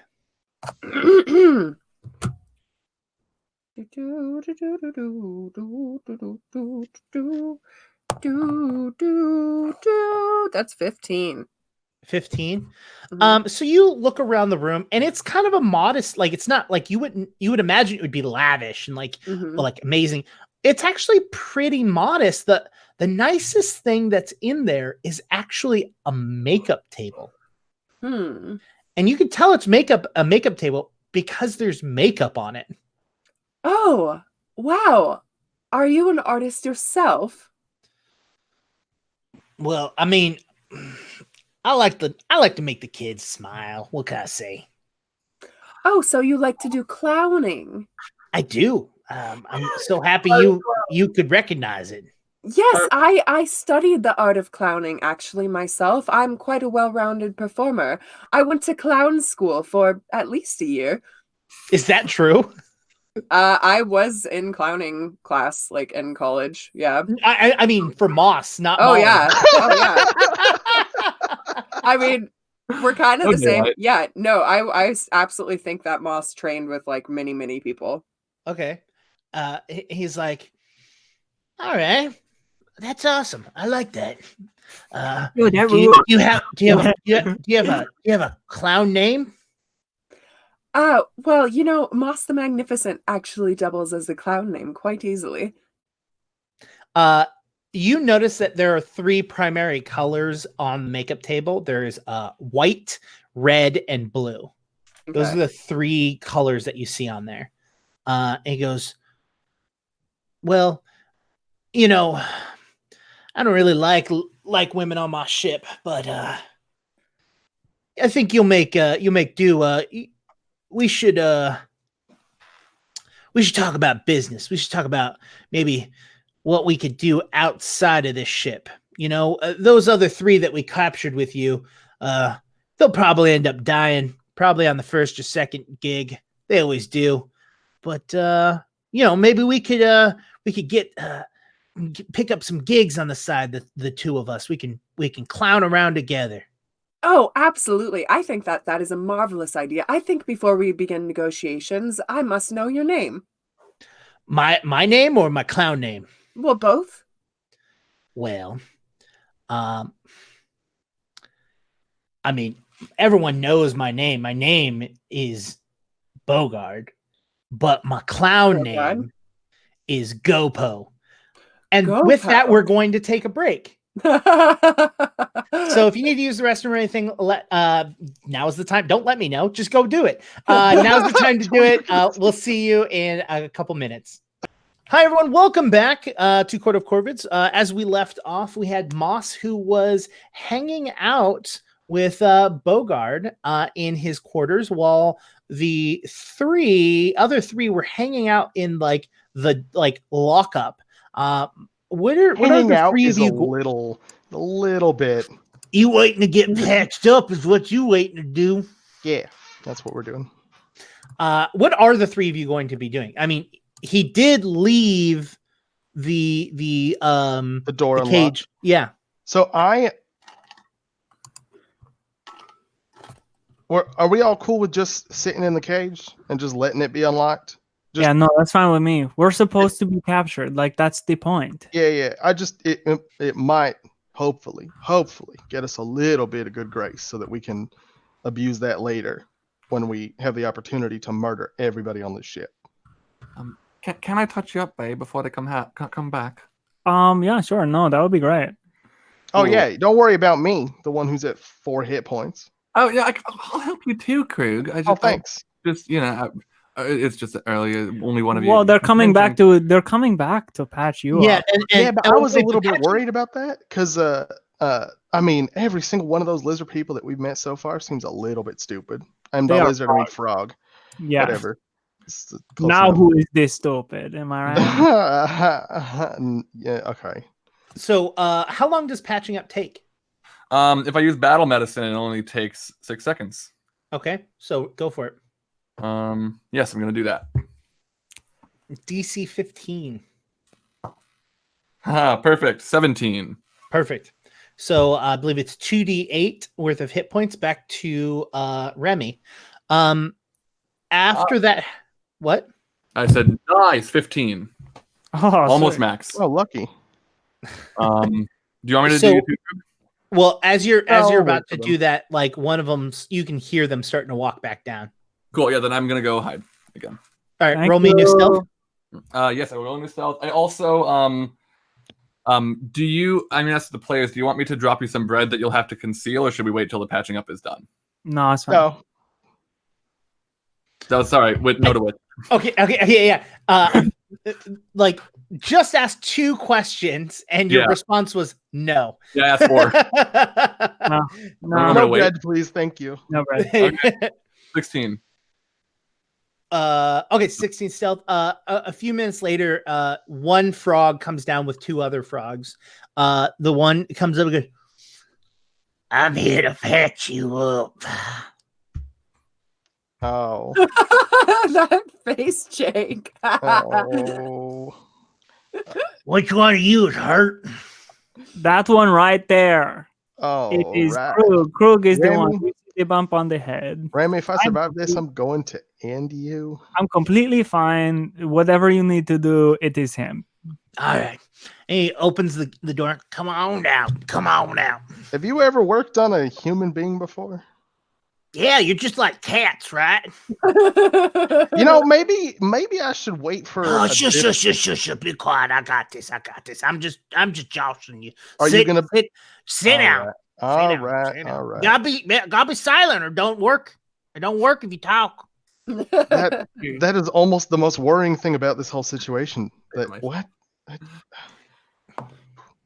Krug inhales and comes to terms with his mortality. Oh, he's actually rolling. Rolling. He's rolling. No, I mean he could have been magic. And Sure. I mean, I guess he could just be rolling the amount of healing that I'm getting off of the spell. Yeah. Yeah, you wish. Yeah, I wish. Yeah, this is. I rolled really low. Cool. Hero point. Well, he critically succeeded at his medicine check. Oh, great. But it is only 12 points because he rolled 2 2s and a 1. Jeez. Great. Yeah. Well, that's more than I would have gotten from Nothing. Yeah. See? You're way better now.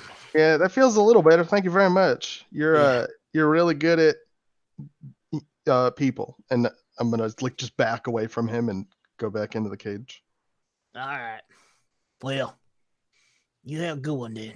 Wait, am I supposed to pay you or something? I don't know how this works. Krug, Are you just a get in the prisoner too? cage. I don't understand. Stop talking. All right.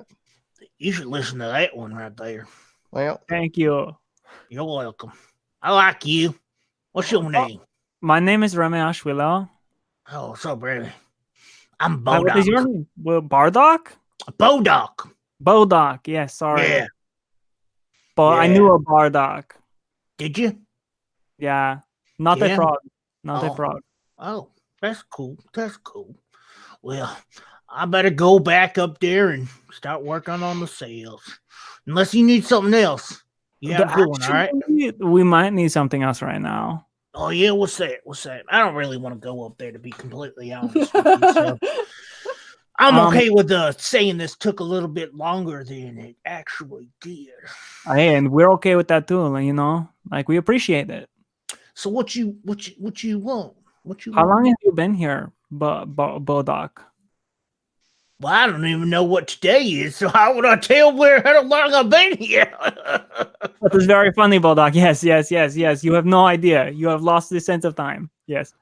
Yeah, I don't know. I think well, I guess I've been I think I've been here for like 5 years, something like that.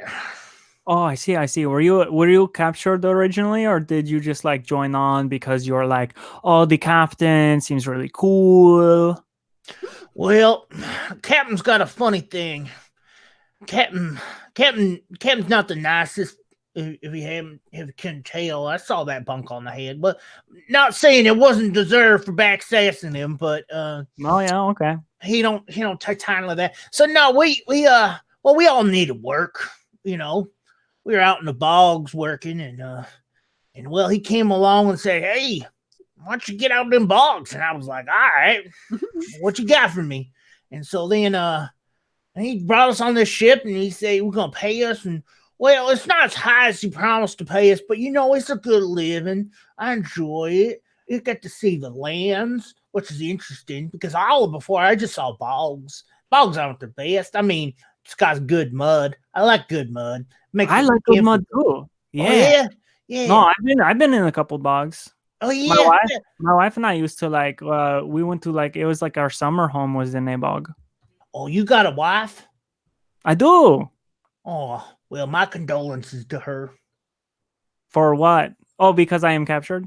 Well, I mean, not to be that kind of frog or nothing, but well, most of y'all don't survive past one of these missions. why don't we survive? Well, I mean, you use this kind of like, what's that word? Cannon fodder. Oh. They put us in the cannon and they shoot us on the island. No. I think if we did that, I think your legs would just break right away. Yeah, I don't know how far you would make it, but like I think if we put a cannonball, I think it would just the velocity of it would just kind of like break your bones. But I don't know. I'm pretty small. I think I would go pretty far, you know? I don't know. We can test it sometime if Captain lets us. I wouldn't want to do it without his permission, or I'll get the wallop then. I mean, you ever get a look at the? Oh, sorry. Go ahead. Krug, no, you probably have actually constructive things to say. I was going to just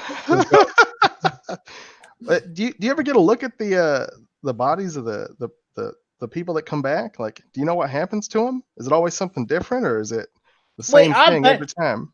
I've been out on a couple of them with the captain, but they're normally like just like we got the treasure and we're usually having to get back to the ship pretty quickly, and well, we kind of leave them behind because they use as good distraction. But there's been quite a few. I mean, I'm not trying to downplay it or nothing, but like some of them make it back. And, if we make it back, they seem okay when we send them back home. I mean, we don't ever really remember where they came from. I mean, we bring them back to like a port and we give them some ale and we just let them be and we leave them and we capture some more and we go about it just over and over again. It's just easier that way. So what kind of treasure is it? What are you guys going after? It's different each time. Sometimes it's actual like gold treasure. Sometimes it's just a map. Captain's on and on and on about some big old thing he's trying to find, but we'll never find it. We'll never go find it. The big old thing that he's trying to find? Yeah. Does it have a name? It's the rod of something or something. I don't know. It's just like a rod. I mean, he's looking for a bunch of stuff. Like he got something different each week. Each week he's looking for something different. But he always looking for this rod of something. I don't know. He talk a lot of game. Oh shit. No, don't worry. We won't tell anyone. I understand. Yeah. No, we have a boss as well who has like a different thing like every week, and like sometimes that can keep things exciting, but like in another way it can also get kind of tiring because it's like, oh, we have to do this now, and there isn't like just doing that other thing, clear line of communication, and like sometimes like they set you up for bad things to happen to you. It's just not, it is like no one is looking out for the small me and the large you, Frog. Will you both do me a favor and roll me a diplomacy check? If one of you has a higher one than the other, you can use the other person's to assist. So the lower assists. Is that what you're saying? Yeah. What I'm saying is whoever has the higher diplomacy like number, like bonus. I rolled a natural 20. Oh, okay. I just want you to know that. I don't. My diplomacy is +7.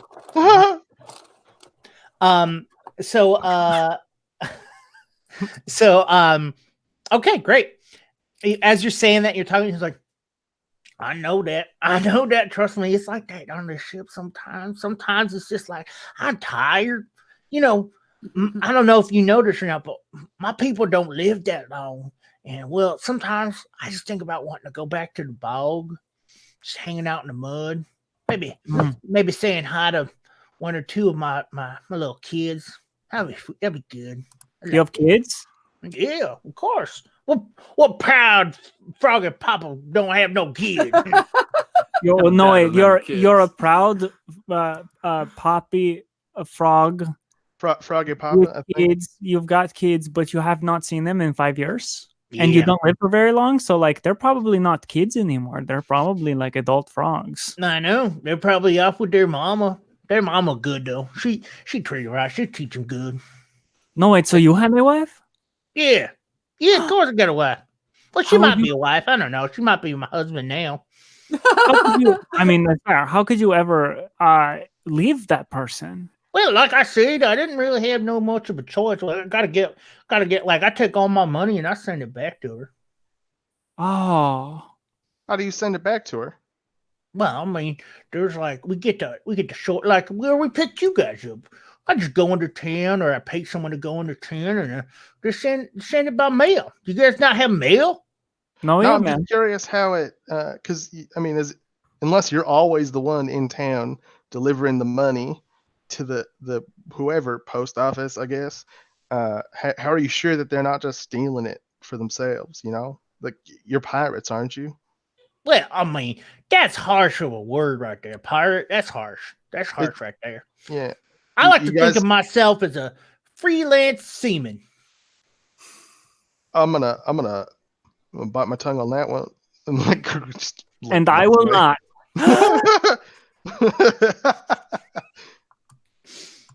But yeah, well, I don't know for sure. I mean, I'm sure some will get back. So there'll be people who seem honest.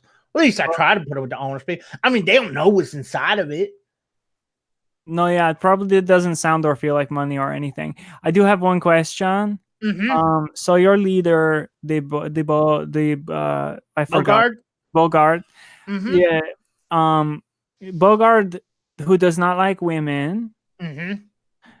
has now taken our friend who is a woman, Moss, Mm-hmm. the Magnificent, into Mm-hmm. somewhere else, Mm-hmm. and we don't know what is happening. Are they usually okay, or Oh are yeah. He ain't gonna do nothing to her. He ain't gonna do nothing unless she backtalk. She big backtalker. She talk back or no? I don't think so. Actually, No, not definitely really. not. what does she buy? She buying. Captain just don't like women. Do you know what I mean by he don't like women? No, I mean, I know what all those actually words mean can't individually. imagine in So my life. like they're a bunch of fraud. I don't know if you know about my people or not, but we can change what we are. That's why I say my wife might be a husband now. We're not allowed to work on the boat if we're a lady. We have to be men. It's not fair. You're But, aware that like everyone can do that, right? Well, I get that. Hey now. Don't you think I'm talking about it like that? That's not what I mean. You know what I mean. No, you're talking about like our parts. your bodies can like you can just like change for just like do you get to it decide that? it's not like instant nothing. No, Just hold on. No, wait. You can just like one day you're just like, okay, I'm going to like have these different parts now, and you can just do it. Yeah, it's usually. I mean, we usually do it for the better of our people. But if like the next generation are not enough ball parts, no, we some of us change over, so it's better for us. Oh well, Bodoc, I would if we had more time and I was not a prisoner on this ship, I would talk to you about maybe relabeling the parts themselves and not referring to them as boy parts and girl parts. But I understand that this is I can see that. Yeah, well, I mean, yeah, I get that because there's lots of people out there. There's a lot of people out there. But I just didn't feel like telling you dingleberries and hoo-haws was appropriate. There are only two ways to talk about it.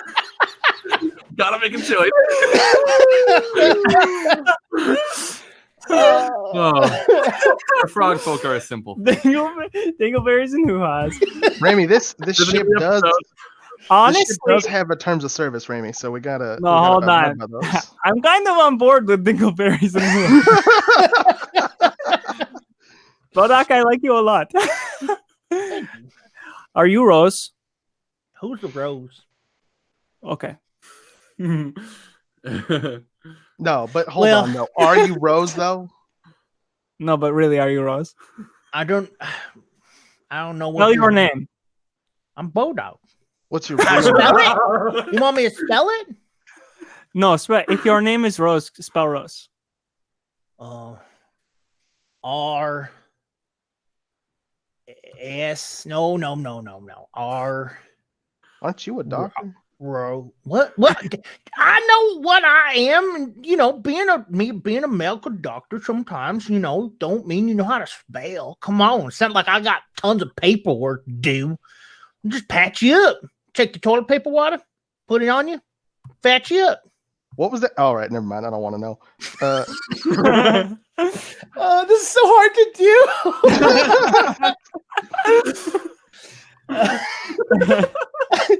So let's go back to Moss for a minute. I can make my face feel better. Next guest that you have on the show has to play Bodoc, Jake. We're taking Bodoc and Bogard, right? Or Ogar, right? Bodoc, Ogar. Here's the thing: we just need to kill the captain and take the ship. I'm okay with it. I'm okay with it. All right, Moss, it's up to you. Kill him now. All right. Well, I think that is a very fine performer name. I would love to see you in full character sometime. Well, I don't know about that. You can hear his voice kind of like getting a little bit deeper as he's kind of like you can tell that he's a little uncomfortable talking about it. Like he it's something that he's proud about, but it's not something he usually talks about. Like, roll me a perception check. Okay. Oh, well, that's a floor dice. Floor dice don't count. Damn, my rolls are on fire today. That is a non-natural 20. Okay. You can probably assume that not very many of the ship knows about his hobbies. Okay. So I think that I get the impression that you are still developing this skill set and perhaps don't have the confidence to debut to your crew. Oh, I ain't going to tell my crew nothing. Oh, but why not? Isn't it wonderful to bring joy to all? It's why I love to be a performer. Well, I do it to And make the fame, obviously. I do it to make the chitlins happy. All right, that's all I do. That's not why I'm here on the ship. That's not why it's a hobby. It's a thing I do on the side. But where are the children on the ship to delight? There aren't any on the ship. Sometimes when we land, I go and everyone has what we like to call shore leave. Shore leave. I see. Would I be granted such a thing as well if I were to become your business partner? And like his laugh is this kind of like croaking, like it's deep, it's guttural, and you can tell his throat kind of like bubbles out with his laughter. You go, business partner. That's awful. That is awful presumptuous of you. Well, you were talking about being performance partners, and considering I have the following and you have the skills, as do I think that would only be fair. I think our definitions of fair are a little bit different. I don't know if you know this or not, but you don't really have free reign on this ship. This is my ship. We go where I want to go. That is correct. Although I was going to ask you something. You see, I think that we can absolutely help each other. And if your primary goal is to make the chitlins happy, I can absolutely assist with that. However, my kit was left back on shore, and we're not that far away, so perhaps we could just turn around and get it. My caravan is waiting. I have a nice assistant, and he can bring me my robes and my makeup and all of my other performing things. Here's the thing. As much as I like to do this and I enjoy talking to you about this entire thing, that is not my primary goal. That is what I like to do as a hobby. Yes, but we've got much bigger things to. What was that? You could turn this hobby into your job, and then you wouldn't have to be stuck on a ship with people who don't appreciate your skills anymore. It's not about that. You don't understand. I am destined for greatness, and I'm going to be that great thing that I knew I was always going to be. They're going to be speaking my name for years and years and years after my death. It's going to happen. But first, we have some missions to do, and that is why you're here. Normally, if I have a lady on my boat, I drop them off at the first port I see. And by port, I mean the first shark I see. But you, on the other hand, you're going to be able to stay. I'm going to have you go down with your little friends, and you're going to help us out. You can survive the first 3 missions. We can talk about this business partner thing. But not until then. Do you understand me? That doesn't seem too hard. All right, then. Well, get up and go. I'm glad that we are forging ahead with a new friendship. And Moss reaches out to shake his hand.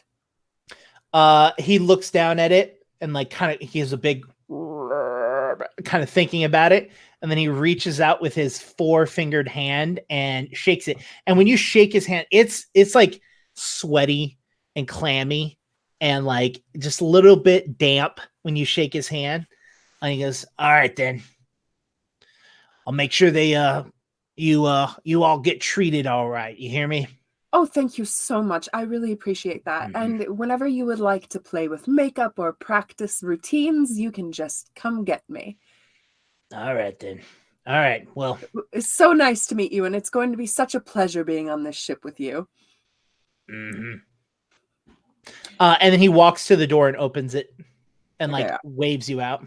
I flounce out, and as soon as I'm out of eyesight of the crew, I kind of just deflate, and I'd like to go downstairs to everyone else. Okay. You come downstairs, and as you walk downstairs, you see Remy and Krug. What has actually? I want to ask. What has Robin been doing that entire time this conversation has been happening? I think listening, honestly, because like I was hiding just here behind the cannonball boxes. Yeah. I think I'm just keeping myself hidden and listening to the conversation. I can't think of much else I'd want to be doing. So like by this time in the conversation, like he's literally been like, he's like sitting down, hanging out. Like he doesn't have his feet up, but you can tell he's real relaxed, just having this chit chat conversation. And then Moss, as you start to like walk down the stairs, he stands up real quick and goes, all right, now you all good patched. I'm gonna head back out. All right. You hear me? Okay. Hello. I don't think we've met. Moss marches over to him and nods. I'm Moss the Magnificent. Well, howdy, Mouse. How you doing? I'm quite well. What's your name? My name? Well, got lots of names. I'm just kidding you. Oh man. Oh, I gotta go. I got to go. You got this. And then he walks away. His name is Bodak. Okay. Well, Bodak. No, he left. He literally was like, I'm just kidding. I gotta go. But Bodak seems like a interesting fellow. All right. Well, I have some bad news. I tried everything with my charms, and I cannot get the ship turned around. But the good news is that if we survive our 3 missions, I have a clowning gig. Oh, that's I'm sorry. really good What is a news. clowning gig? Is that like a magic spell? Well, that you we can see, use? the captain enjoys dressing up like a clown and performing, and so therefore he likes me. Like a clown? Wait, Yes, Dick, like- we are alone down here, right? Think we're alone now. Roll a perception. Sure. I know the 2 came down, but I assumed that Ogar had left before Bodak was like just chilling. That is 18. Yeah, you're alone. Cool. You say clown? Clowning like you used to do? Yes, clowning like I used to do. That's not very well known, though. I know. I've read a lot about you. Yeah, no, we're familiar with your clown history. Remember I was a big fan for a long time. I always forget how a clown. supportive the 2 of you are. So this captain is a clown. Does not like women, but likes you because you're also a clown. So like, Yes. the clown cancels out the woman part. Yes, he said he would not drop me off at port, which means feeding me to a shark. So, Robin, Wait, is that what he did to all the other women that they captured? According to him, yes. So, Robin, I just fed don't them think to that sharks. you should. I don't think that you should make yourself known. There was one thing I wanted to do, Jake, that I had forgotten about while I was Okay. hidden. I want to be using my like chameleon magical kind of like makeup and also my like more physical makeup disguise materials that I have. I want to try to make myself look like a man. Okay. All right. What I think this like captain would perceive me as a man. So yeah. Yeah, I since most of it is like color changing, right, including your hair. Mhm. I imagine that maybe like you have like a darker patch right around where like Sure. a beard would normally be, or like maybe a mustache as well. Yeah. And this is very stereotypical male that we're talking For sure. about. Which I mean, like, I pegged this captain as someone for whom that would work on. yeah. Oh yeah, no, this captain, here's the thing we don't know yet. This captain, super progressive, really understands like the idea of like, gender representation and like and gender performance and stuff, but just like no matter what, hates women. Yeah. That's a very complex character you've created, Jake. I really appreciate it. Hey, I thought Bodak was good enough. Yeah, no, I love Bodak. Yeah. Yeah. I like both. I like both Yeah. of them. I like every character on this ship so far. Except for Krug. Am I right? Whoa. All right. Oh Wow. All right. I'm just gonna. All right. All right, so all 4 of you are together. What would you like to do? Is it time to tuck in for the night? I really think we need to discuss. Are we going through with all of these missions, or are we going to find a way to turn around and go back? Oh. Yeah, that was the thing I wanted to ask you. Did you get any information about the artifact that we're here to look for? Oh no, I forgot to ask. Theo. He didn't happen to mention anything. Do I hold on? Well, you see, we were rather caught up in discussions about performance and business About partnership, clowns. and I Yes, suppose being a clown, yes. it just got away from me. One might call me a clown right now. Oh, I would never call you a might. clown right now for that. Unless you were dressed up like a clown doing a performance, then I would say, "Oh, look at this clown." I think if that happened, I would faint. Honestly, I've been wanting to see Moss the Magnificent Clown my entire life. The thing is, like, it's fine. No, I understand, like, forgetting the only reason we're on the ship. Like, I get it. And the way I said that makes it sound like I don't get it, but like, I do get it. Yeah. Listen. The captain seems to like me. I even know his clown name, and he told me secrets. And I said that if he wants to practice makeup on each other or anything of the sort in the near future, that he shall call upon me. So I'm sure that as I develop a friendship with him, that I can get information out of him. It's the long con, you see. Moss. Out of character, sorry, really quick, because didn't Bodok say something about the captain, or did the captain mention it? Like, there was something that he was like dead set on. It was like rod. The rod of something. something. Yeah. Yeah, you don't know Bodok what said it, exactly. right? Yeah, but Okay, cool. So we at least know that much. Okay, that's all. yeah. No. Moss, what is the captain's clown name? Oh, it's Gobo. Oh. Oh no, I think it's Gopo. Gopo. What? It's Gopo. Gopo. All right, that's good to know. Thank you very much. Wait, okay, so yes, this is good. Like, no, if the captain trusts you or for some reason likes you or something, you get in there, you get the information that you For want, some reason. and then you kill. Well, I'm just saying that from what we've heard, the captain does not like women, and you're a woman. But he likes performers, and performers have no gender. We just surpass all cultures and class and gender identity. Performers are all one, you see.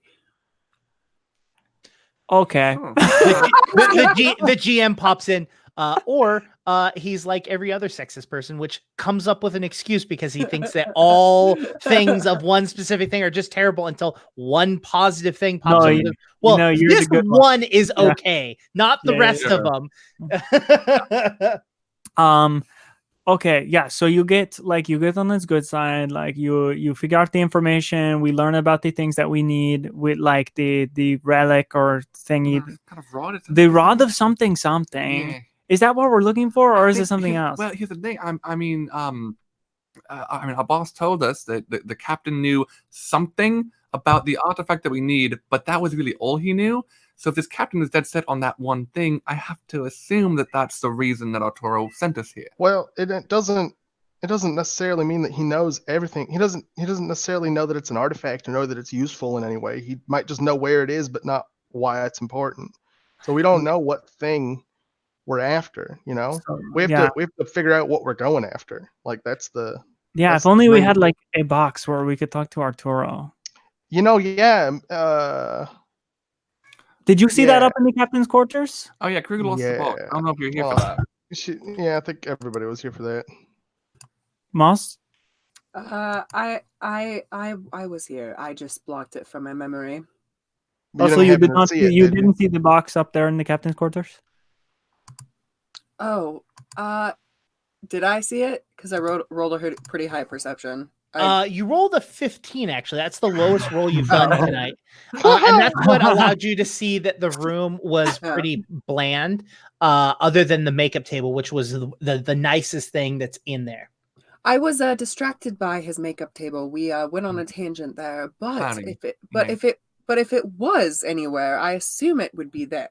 So perhaps after we take dinner, I can ask for a private audience with him and ask him to show me some of his clowning, and I will have a better look and broach the subject of artifacts, etc. And Remy, there is a possibility that I might be able to rope you into this, since you have been such a good performer's assistant with me on stage. Oh yeah, no, that would be great. Like, because then I can get in there, we get the information we want, and then I kill him. Yeah, that'd be great. Oh yeah, we're thinking about killing him because he's a bastard. Are you hip to that, Moss?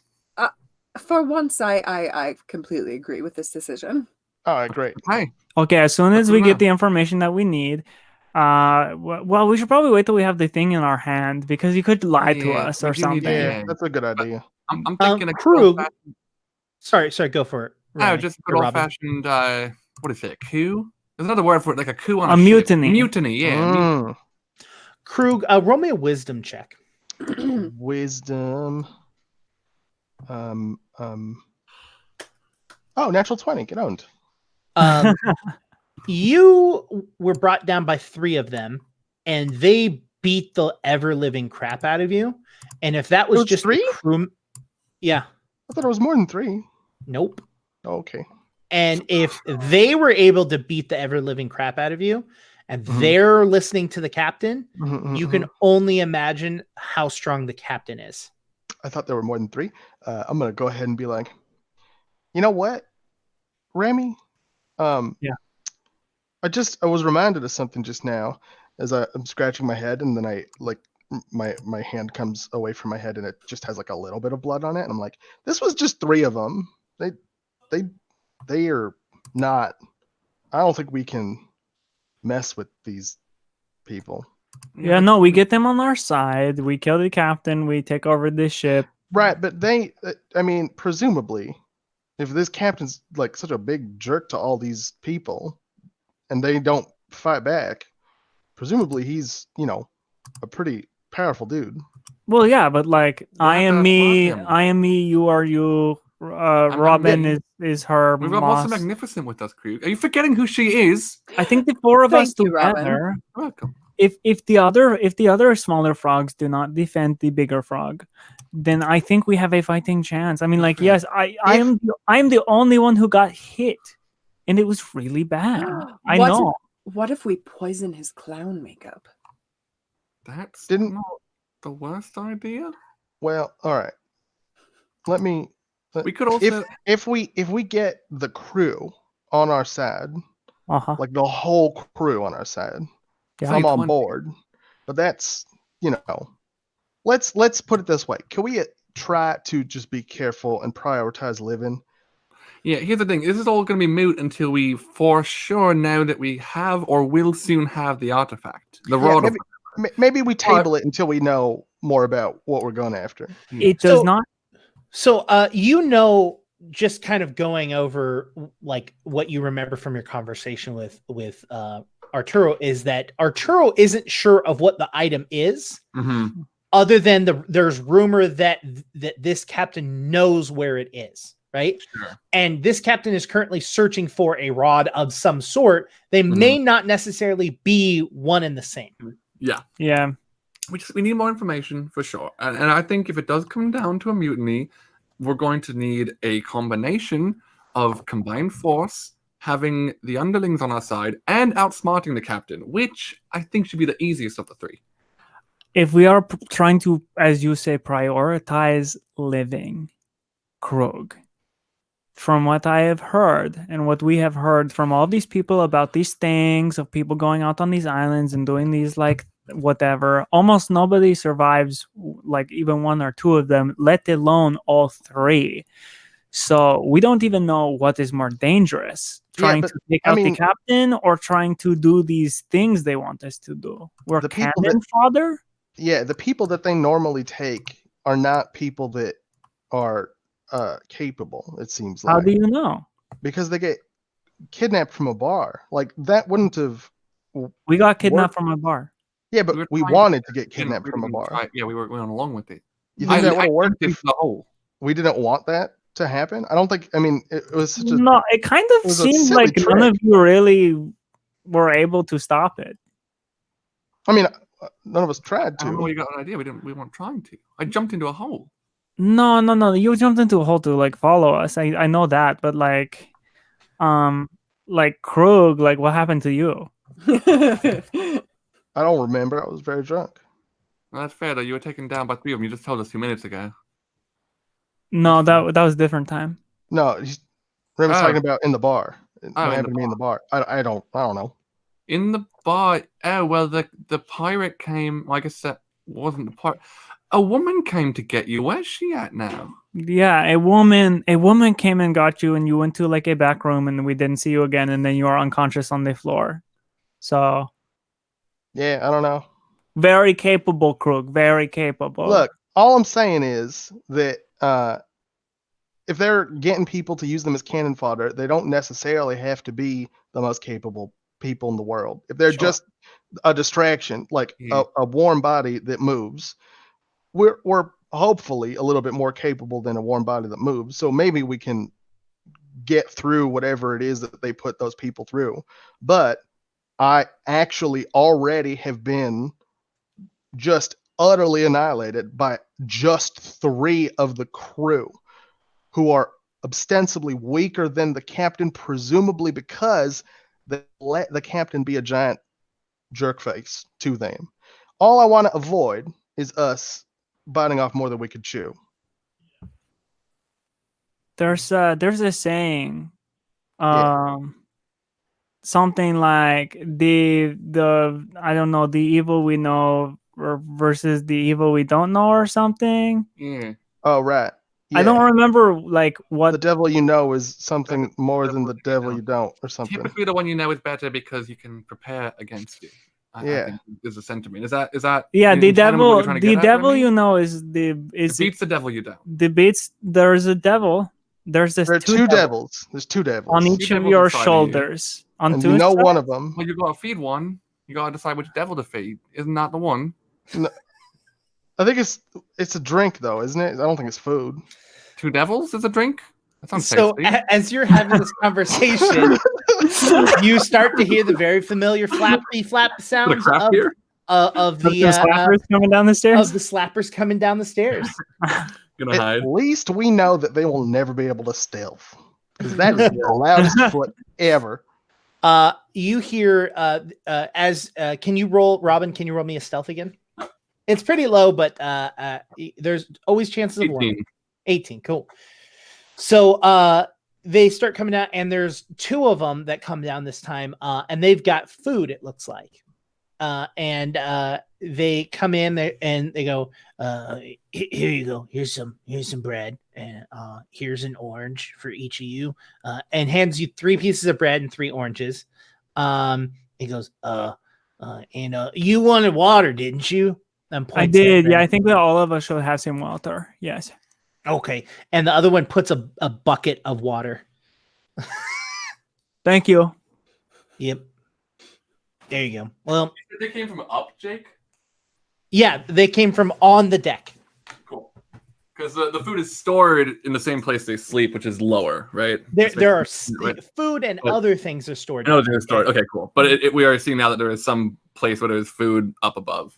Cool. Yeah, and on the deck itself, there are like crates and barrels and stuff like that. Like it wasn't a barren like deck. There's a bunch of stuff up there. It could, you're not sure exactly what's in them unless you start searching. For sure. So they do that, and they actually walk further into the room. Robin, you roll me a perception check. 28. All right, so you hear them walking closer towards you. Okay. What would you like to do? You can maintain your stealth. Yeah. Am I close enough to the stairs to go down that I could slip into them, like just like kind of around a corner without super risking exposing myself? Or is that a little bit of a stretch? I imagine that you're probably like the closest crate to the cages, which is the other side. Sure. You could, but I'm roll. What was your perception? Perception was 28. Your perception. You can see that there's like as this conversation's happening and they're walking towards them. You see that it's night outside. Yeah. Yeah. I mean, so thinking out of character. My assumption is that they're going to bed. I'm going to stay hidden where I am and just like press myself against the wall. Cool. Yeah. The 2 walk past you and go down the stairs and go to sleep. Or at least from what you can tell. Right. You can hear quiet.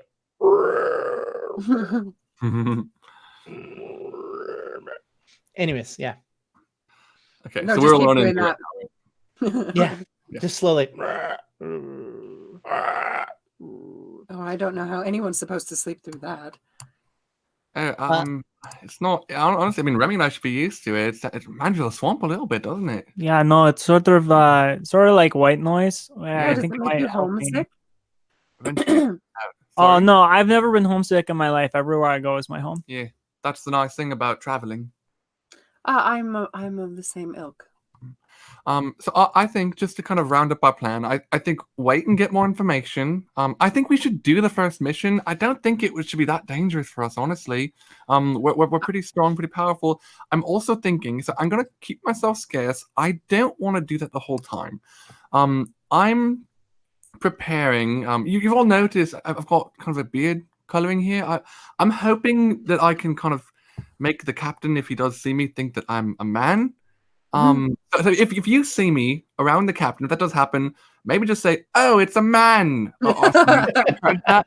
My That's thought the is, manliest man I've ever did for see. sure, right? Kind of, you feel like you get the wall over his eyes. But I'm thinking, so one, if there is a storm, I want to use that to my advantage. My plan is to make a grand entrance with that, and I want to make myself seem useful to him, right? So I can maybe join you all without putting myself as much below him as I can. Oh, like pretend to be a storm god? Just right. like I want exactly. I think honestly, he's not that smart. I think I could do that. And I'm a pretty good performer myself if I can find the confidence in the moment, which if there's a storm around might help me. Failing that, I think I'm just gonna try to get to the island a touch before you and pretend to be an islander of some kind. But I mean, I feel like if you just showed up out of nowhere, there's not like so many people on the boat. And if you get found out to be a woman, I think he's just gonna throw you in the water with a shark. Like I don't like what you said. He does not seem to be very smart. yeah.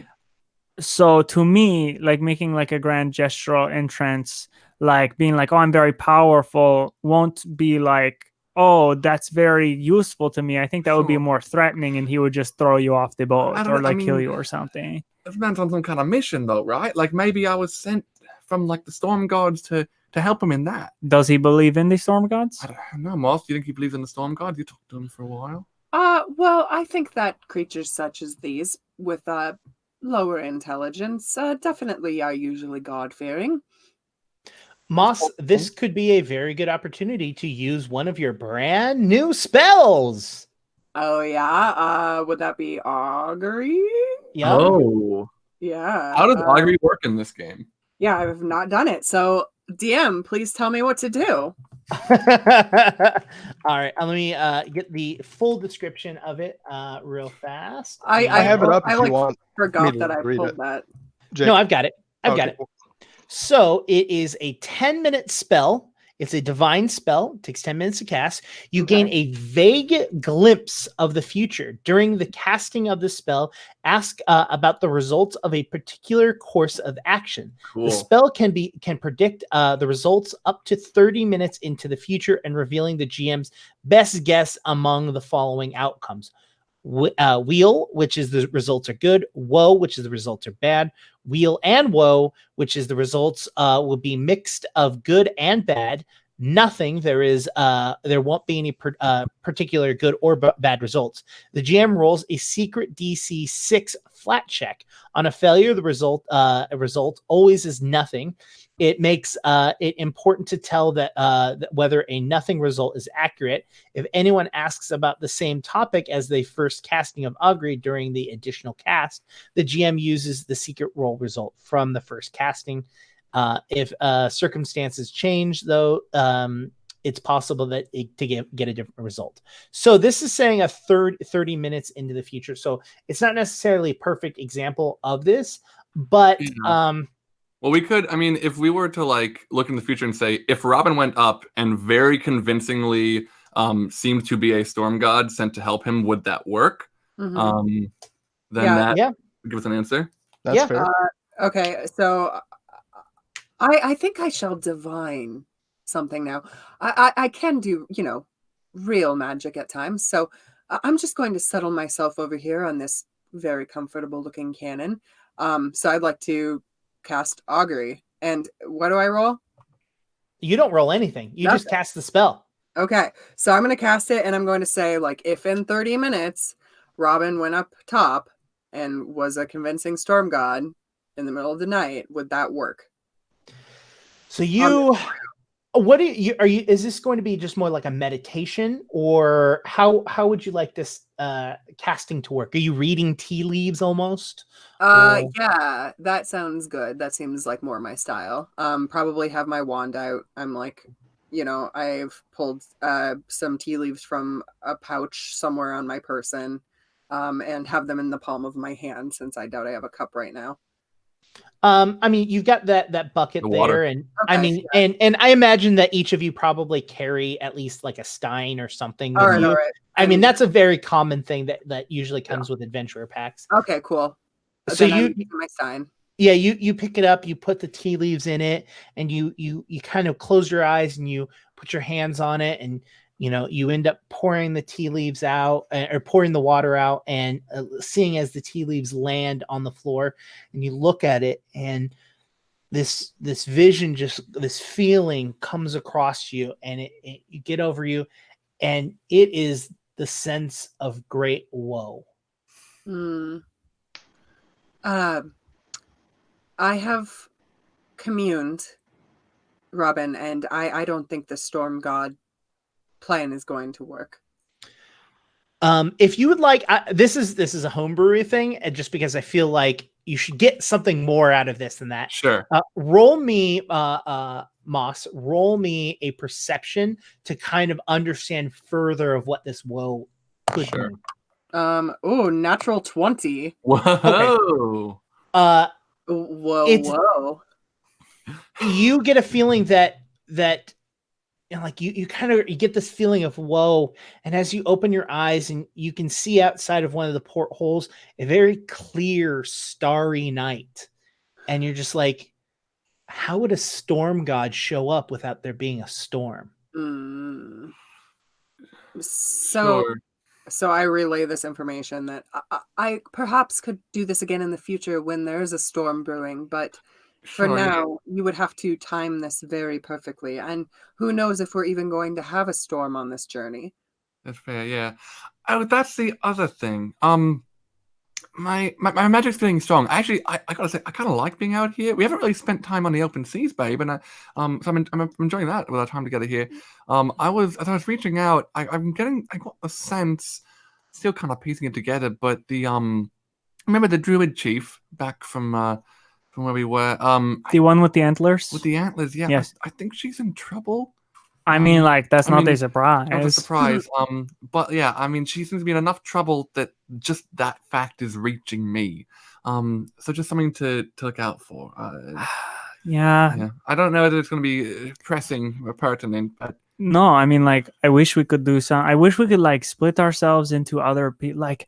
Oh, if I could have like a full team of like for like the court of Corvids of like just Remy, and all of the Remys go out, and then there's a team of just Krugs, and all the Krugs go out. You know what? Actually, no. We should, if we were going to do that. So when we figure out the technology or the magic or the way to get like us to duplicate ourselves to do more in a day, we should probably keep it like Krug, Remy, Robin, Moss. Like boom, that group, they go out to do this. Krug, Remy, Robin, Moss, boom, that group, they go out to do this other thing, because like, I don't know, like, we play off of each other really well. And honestly, if there were a bunch of like Remys in the same party, that probably wouldn't get much done, you know? Yeah. Why don't we do a team of 4 Remys, 4 Krugs, 4 Mosses, and 4 Robins? That would big team. Oh, that's the whole team. The whole team. Well, I don't know. It's all in the future anyway. So it's getting to be late. Are you going to go to sleep? What's your plans? Well, Moss needs her beauty rest. Yeah, I think it's time to tuck in if you're feeling that. Where are you going to sleep? I was gonna go just try to there's like a whole bunch of food kind of stashed up in the back. I was just gonna find a soft little pocket in there. You're gonna sleep on the food? Within the food, you know. Okay, Not that is there far going away. to be a way for you to like guarantee that, like, because when you're alone and you're going to be going to sleep, I just do not think they're going to be okay with a stowaway. No, I agree. Let me, Jake. When I was looking down below earlier, Mhm. there was like a bunch of food. Does it seem like I could hide in it in a like deep enough that they're not going to be ruffling that It's far? a bunch of crates and stuff like that. Yeah. Like On you some feel that flour you. or something. Yeah, I imagine that there's a way that you could probably sneak into the back and probably, find a good place for you to sleep. Like change your skin the same color as the, the flour that you're sleeping on or something like that to make it less noticeable. But yeah, you think that you can find something. Cool. I think I'll be okay, babe. I think I'll be all right. I'm getting really good at hiding from people, honestly, better every day. And I mean, look, worst case scenario, I'll think of something. Quick on my feet. Okay. I Well, mean, that's just fine. scream and we'll come run. Is this gate still unlocked? Yes. Yeah. Tell you what, if you hear my my charm, you'll know it's me, and I'll need you to come running. Okay. Okay. I'll play a G flat. Mhm. Marcy, I think you'll get that one. Oh yes, I mean, absolutely. it's the first one I played for you. The first note. Oh, okay. Yeah, no. Wait, if you play any other note, should we not come? Well, if you hear that, come too. But like, I'm going to play a G flat, so maybe just like be tuned to that one. Just I don't know if they have shawms too. They probably don't, but Okay. yeah. It'll be a G flat. So I imagine you're all going to go to sleep. Yes. Yeah. Yeah. So Robin, please roll me your stealth check. I'm gonna use my hero point on that one. Good timing. Beautiful. That is 20 total. 20 total. Okay, Yep. great. You You like feel you feel very confident in your hiding. Cool. Yes, but So- do you like totals? I like totals. You all fall asleep. The rocking of the ship moving you back and forth kind of eases you all to fall asleep pretty easily, a little bit more comfortable than you thought. Like you're physically not comfortable. There's not much in those cells for you to sleep on. Krug, as you're kind of falling and drifting asleep, you see a man in front of you. This man is a bald man with a single ponytail from the back of his head coming down. He's wearing blue and gold robes. Oh And my he looks god. and he looks at you and he says, "Remember, so you may light the way." And he turns and he starts to walk away. Krug starts Would you like to do crying. anything? Krug starts crying, I guess. I think Krug's gonna start crying. Krug, you know this to be a very common saying in your faith. Mm-hmm. When a follower of IR has knowledge of the past, they are better to prepare for the future. This is often said as a send-off when starting a journey or as a prompt to deliver into history to solve a current problem. He starts to walk away and sees that you're not doing anything and stops and he turns and he looks at you. And he goes, "Are you coming or not?" Krug stands and says, "I'm sorry, yes, I'm coming." And he walks with him.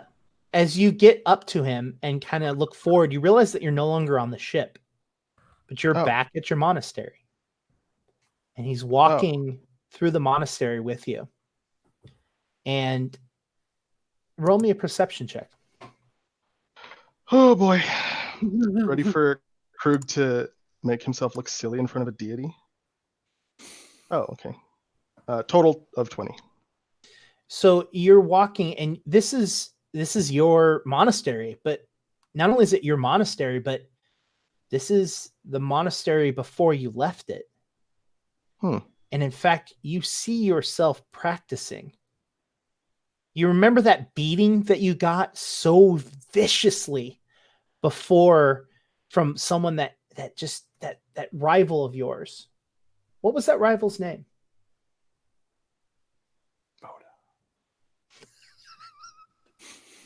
Jory. Jory. Yes. Okay. So Jory and you are sparring. He is just pummeling you, and you fall and you get back up, and right before you can stand, he just punches you again, and you fall back to the ground, and you stand up once more to try and fight him again, and he just will not let you up. He just keeps going. And you can feel the blood vessels in your body start to break with each punch to your chest.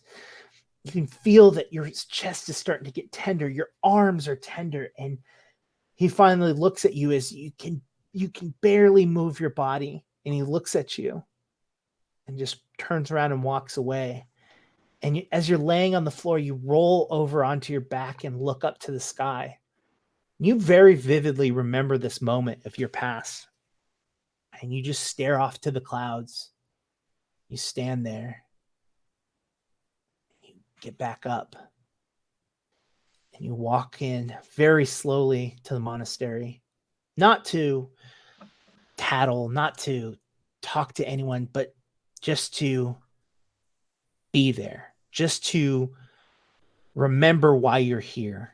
And you sit in the back and you look up and something catches your eye. You see something on a statue further inside of Ire. You can see that there is a silk wrapping that is in his hand, in his stone hand, that is hanging from his hand. And you no longer see the boy. You are the boy. You sit there and you can feel the pain all over your body. You can see those hand wraps, almost as if he's handing them to you. I'm going to stand up and look and see if the Aurori that brought me here is still here. You're alone. No.